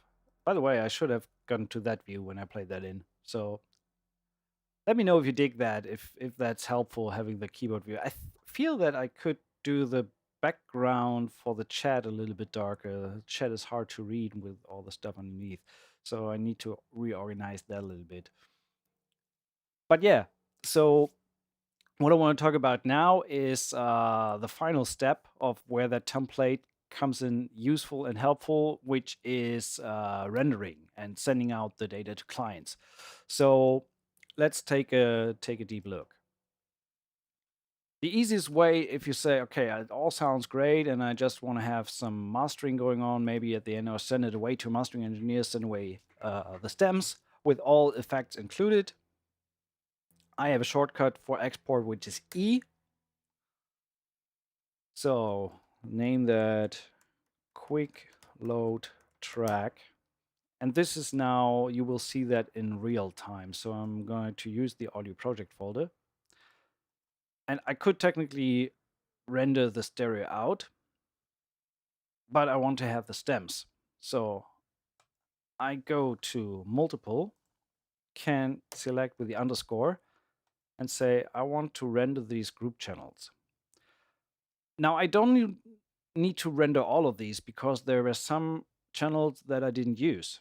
So I know we didn't use the woodwinds, we didn't use keys, we used the synth, we didn't use guitars, we didn't use ethnic, I used the bass, I used vocals, I used percussion, I did not use tonal percussion, I did not use drums, I used sound effects and sound effects tonal. And then we also have the master channel. So, and I want to bring these exports back into the project. So that means I create an audio track and insert them into the pool. And now everything that happens is that I just say render and I will be kind of cut off for whatever time it takes to render this. So, and I want to make sure that we are on the grid. So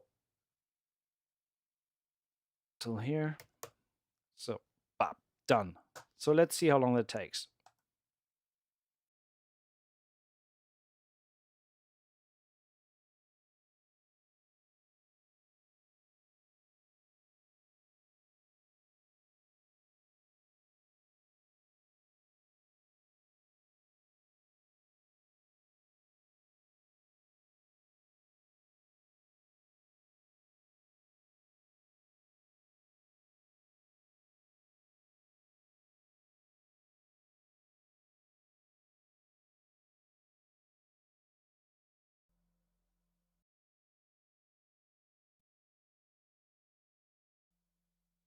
So that's pretty much it. And now everything is rendered to audio, all the stems, and also the master file available, ready to send off to a master engineer, for example. And since I didn't check, so honestly, I have to check that out. But the master should not click. Yeah, so we are still good. We are at minus 1.1. If I would really take that off to a mastering engineer, I might bring the levels even down a little bit more to end up at minus 6. 3 sips of coffee to render. There you go. And also let me close all folders here. So we're gonna mute all these guys.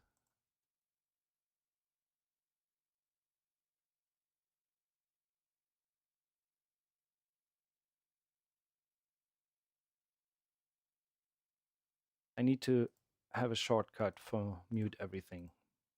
Well, that exists. No, it does not. Not gonna say the F word. So mute all the other stuff. I think I can just say, oh yeah, that would have been faster. Okay, M is mute. So, and I want to mute the master. So these are the stems only.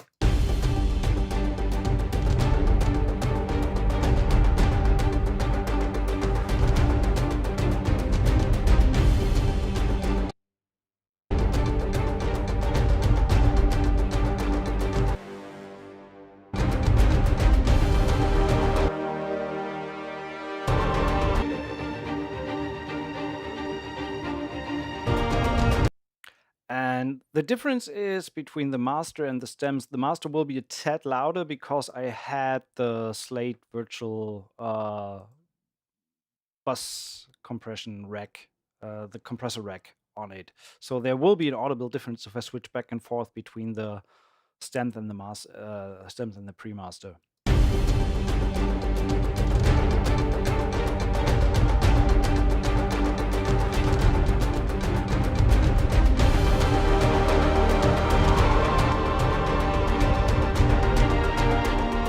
But the difference is marginal between the stems and the master. Will these stems work for libraries that want limited compressed stems? No. If you work with libraries that want limited and compressed stems, then you will need to render these stems individually or render them through a limiting process, which I personally don't like. So because I want to make sure that the stems combined sound the same as the master. But if you master the stems individually, then you need to. There is a way to set up processing that all the stems run through the master and get sidechain with the other stems, but I didn't go into that detail on this one. Long story short, these stems are not mastered. I, as a library owner and getting tracks from our composers, etc., prefer it the way anyway. So I do not want to have the stems processed because I want to process the stems in sum for the master to get the best sound out of them. I know that there are libraries out there that demand limited or compressed stems, but the system overall works in a way that there is not much tonal difference between the sum of the stems and the actual master, besides volume. That's the master or pre-master. That's the stems. Master, stems. But this is all with one click. You export the whole thing and it's pretty much ready to go. You don't need to listen through each. I mean, obviously you can give it one more listen after the fact. And then you can send it off, especially when the library does take care of the mastering. So you don't need to do it yourself. So that way you easily can work with that kind of template. And then you can save it.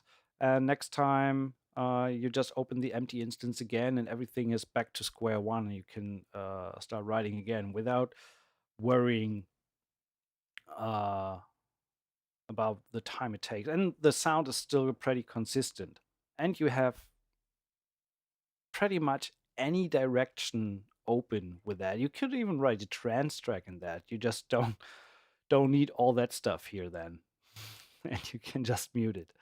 But it doesn't eat bread, in terms of RAM, because all these contact instances are empty from the moment you load the template. So the cool thing is it's very lightweight overall, even with all the channels set up and the processing going on. The cool thing about the Slate stuff for the channels is that it's very lightweight on CPU. So you can have, like, in this template, it's like 160 instances of Slate, and the CPU doesn't even blink on that. I mean, it starts to run a little bit. You see that in the bottom here. My CPU is at like 50%.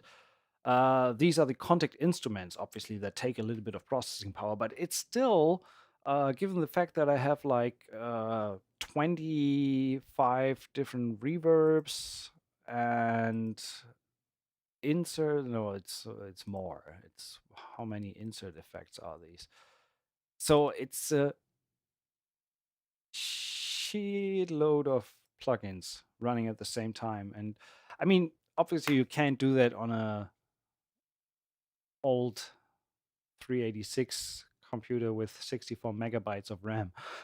So you need a proper system for that. That's a given fact. I recommend anything above i7 processors and minimum of 16 gigabytes of RAM, rather north of that, to efficiently work with that. But yeah, any questions from your end other than that? I wanted to take a look at the stock plugin only version. So if you don't have the Slate and don't have the Valhalla Room, etc., there is a stock version. We can take a look at that in a second. Just wanted to take a look at the synth. That's what the synth sounded like.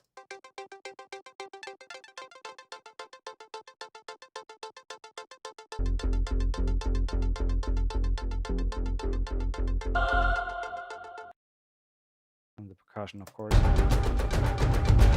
And by the way, you can also easily just create submixes. No string mixes and stuff like that. That's very easy as well to do. Alternative mixes. My CPU is an Intel i9 9900K. So my system specs are here. There you go. So I have a i9 9900K at 3.6, not overclocked, use the standard setting, and 64 gigs of RAM on this system. So there is that. Going in here. That was too loud because now we had the master and the stems playing at the same time, which obviously is a no-go.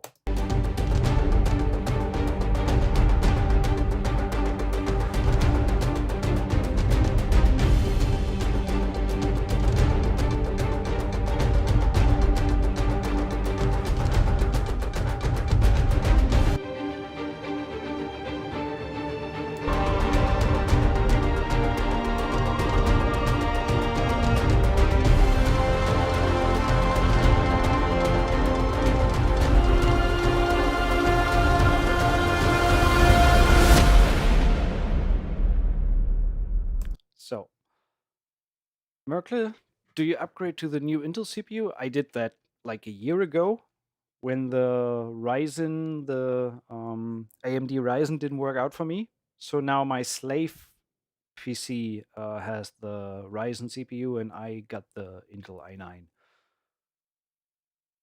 So I'm surprised you don't. Well, technically that's not true. I usually do my own mastering. I just did not do it right now on the track. And obviously you can, if we get rid of that, let's say, I don't want to have,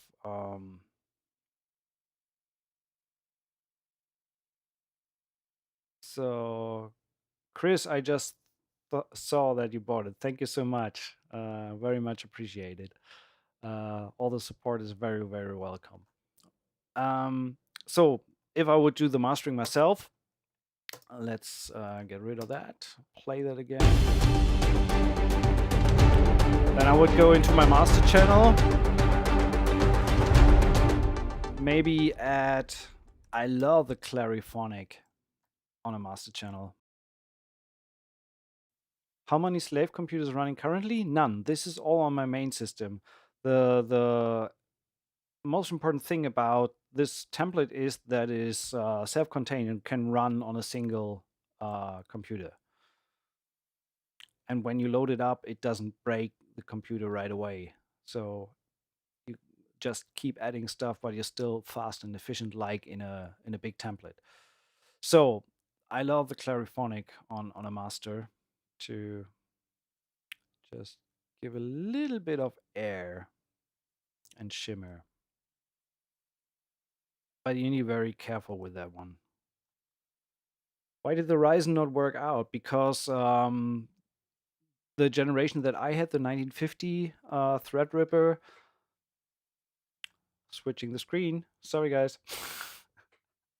I still need to remember that. The Clariphonic is great for mastering for high end. Why did the Threadripper didn't work out? Because the single core performance was maybe they changed it now, but the single core performance was not suitable for these real-time ASIO applications like Cubase, etc. So you have the processing power, but you still have bottlenecks. And in the end, it turned out that same system on my Threadripper would have been sitting at like 80-90% CPU instead of 50 like with the i9 right now. And that's not because I'm not a technical asset in that regards. I can't really tell you why. I just can tell you the Threadripper didn't work out for me with real-time audio performance. So that's why I changed. But for the slave, it's working great. So running a lot of plugins and contacts from that CPU that is not bound to the ASIO stream of Cubase is perfectly fine. But this whole system is based on the fact that you don't need to have a slave system. You can do that self-contained within the same computer. And also, there was a question about contact versus complete control. I do have the complete control keyboard. I personally do not recommend complete control for these type of applications where you use multiple contact outs and media scoring in general. It's great for more like electronic type production and smaller cues, so to say. That's great, but for media composing, I think that complete control is not really working out due to the fact that it's not really intended to be multi-timbral. So if you want to have 100 instruments, you would need 100 instances of complete control. And I mean, it's nice to be able to browse through the libraries on the screen, etc. But there's a reason why I set up this template for my application and my workflow. It's just faster to go through the quick load instead of browsing through complete control, whatever sound I want to load next. So it has its place, but not in this template. Short answer, because I'm using the 16 outputs from Contact on some of the instances, so I don't really need that. Back to topic, mastering on yourself. So I would, if it was a track for that I send away, that I know the library is not going to need unmastered because they do it in-house or themselves, I would do myself and just slam on whatever I feel sounds good. So Clariphonic, that's without.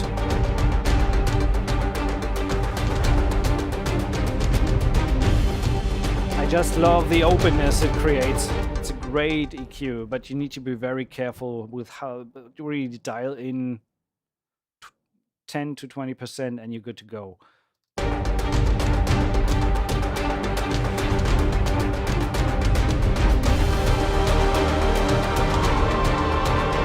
It can, I mean, it sounds amazing if you bring it to like 12 o'clock and suddenly you realize what happened to my cue when you turn it off. Suddenly you think you recorded everything in a washing machine amidst thousands of socks or something. So be very careful with that one. It easily lets you feel that you need more of it, but it's great when used subtly. Then my recently acquired beauty for master. Why do I need to activate everything again?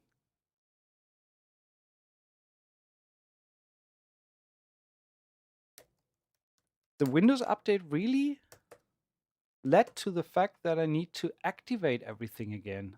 Are they freaking kidding me? But yeah, I got the Shadow Hills mastering compressor, and I actually have that mastering medium PGM as my default preset. That thing is Sonic Gold. Why is there such a long pause in the beginning? I want to go there.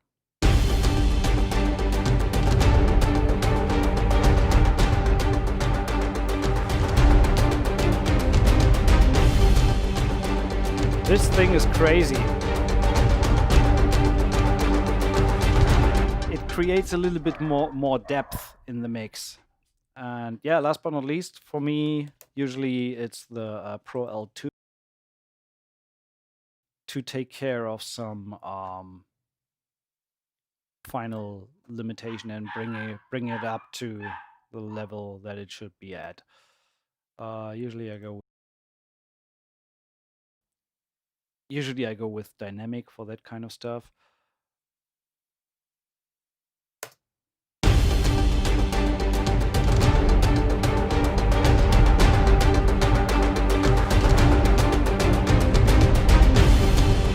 And try to aim for -14.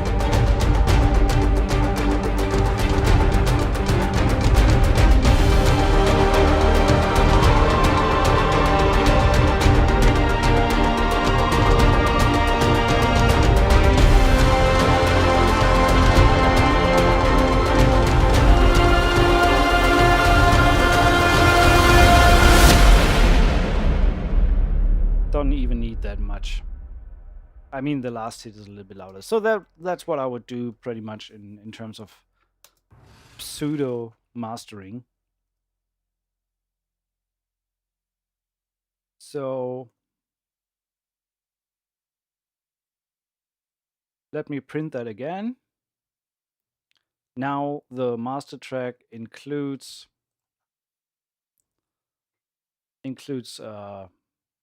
QuickLoad track mastered. Let's name it like that. Bring it back into the session.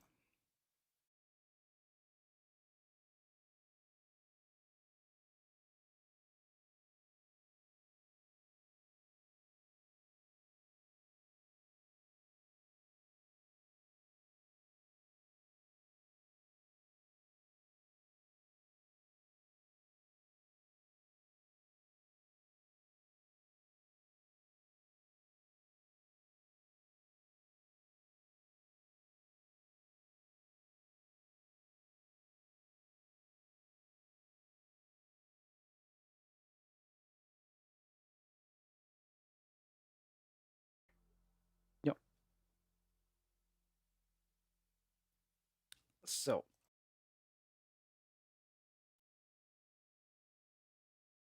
yeah, again, I wouldn't call that mastering, but we now have the sound wurst, sound sausage.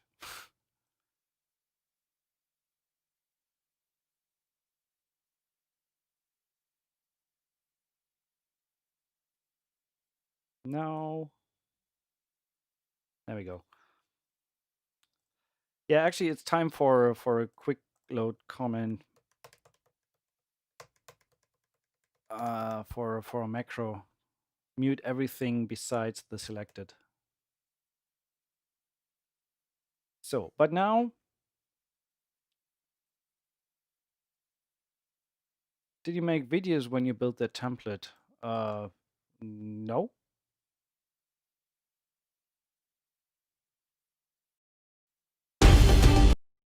So, and that is obviously now the pseudo mastered version. And when you compare that to the stems, obviously the stems will be way quieter.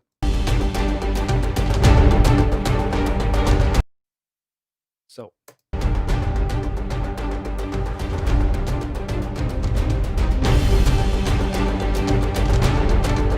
So now there's an obvious difference between master and stems.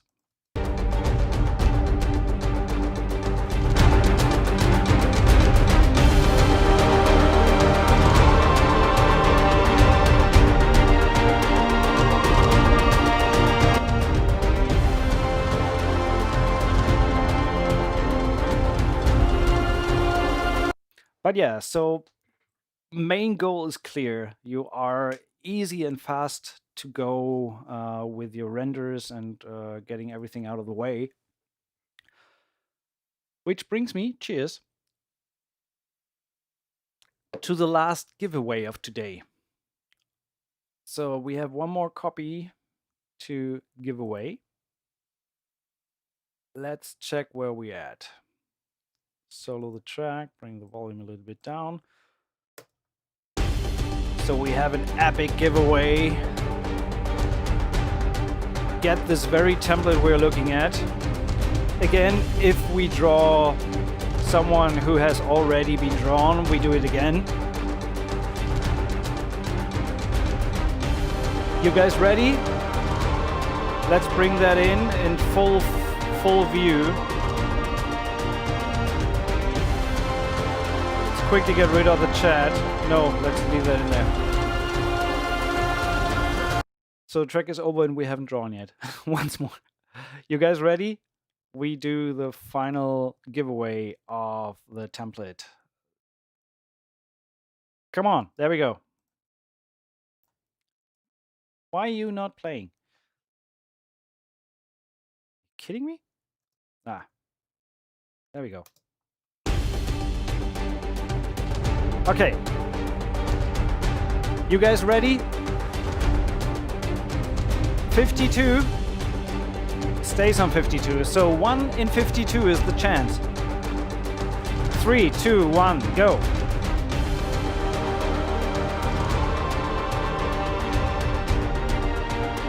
Jonas Oehler.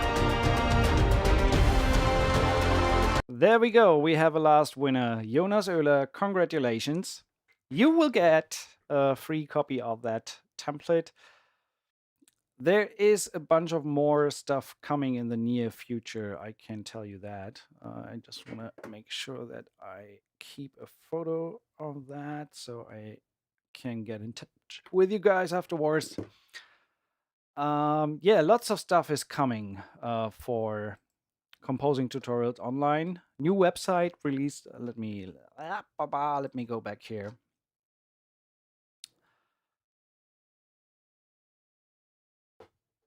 So, thanks for tuning in today. Lots of new stuff is coming for composing tutorials online. Go to the website composingtutorials.online. Maybe subscribe to the newsletter. Lots of news coming up. New products in the works. I would love to say what it is already, but I can't. So,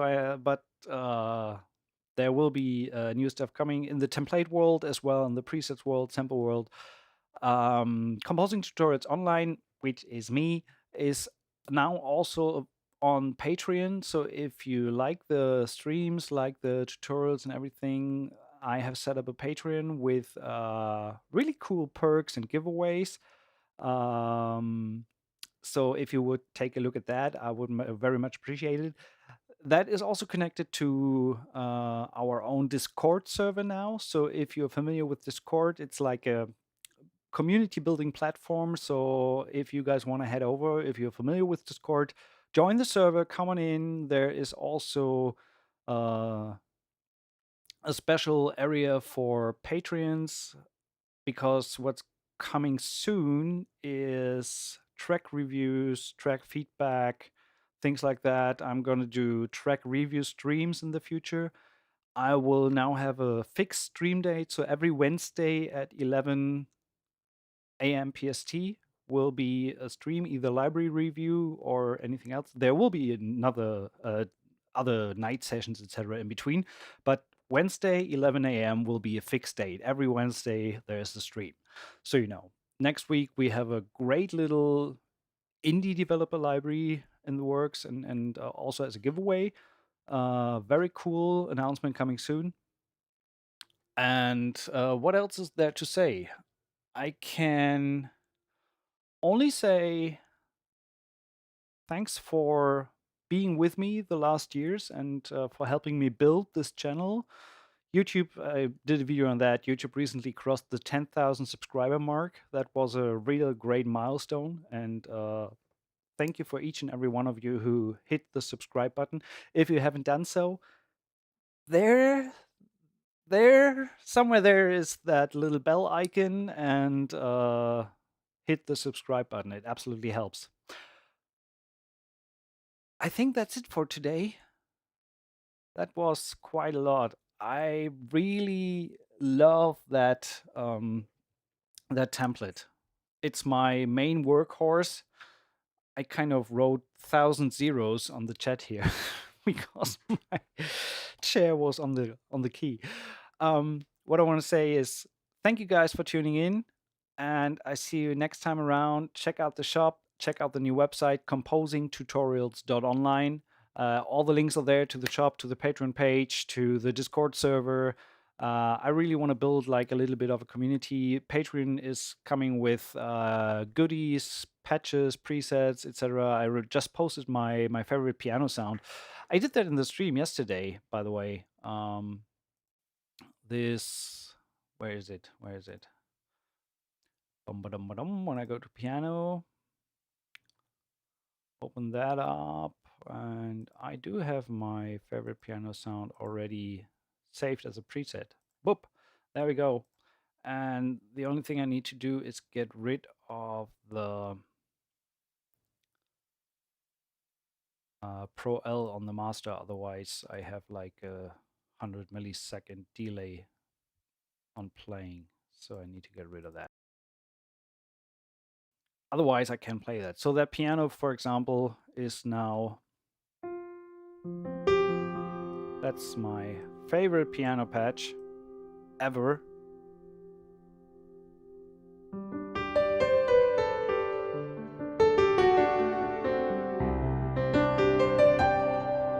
Now I can go to the key view.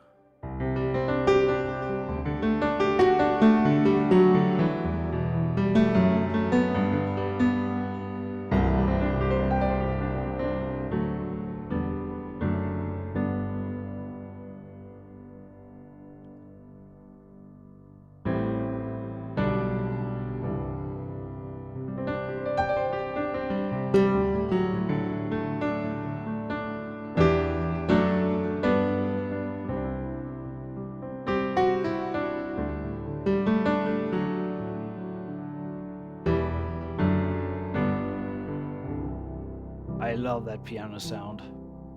It has that like 90s vibe. I grew up with that.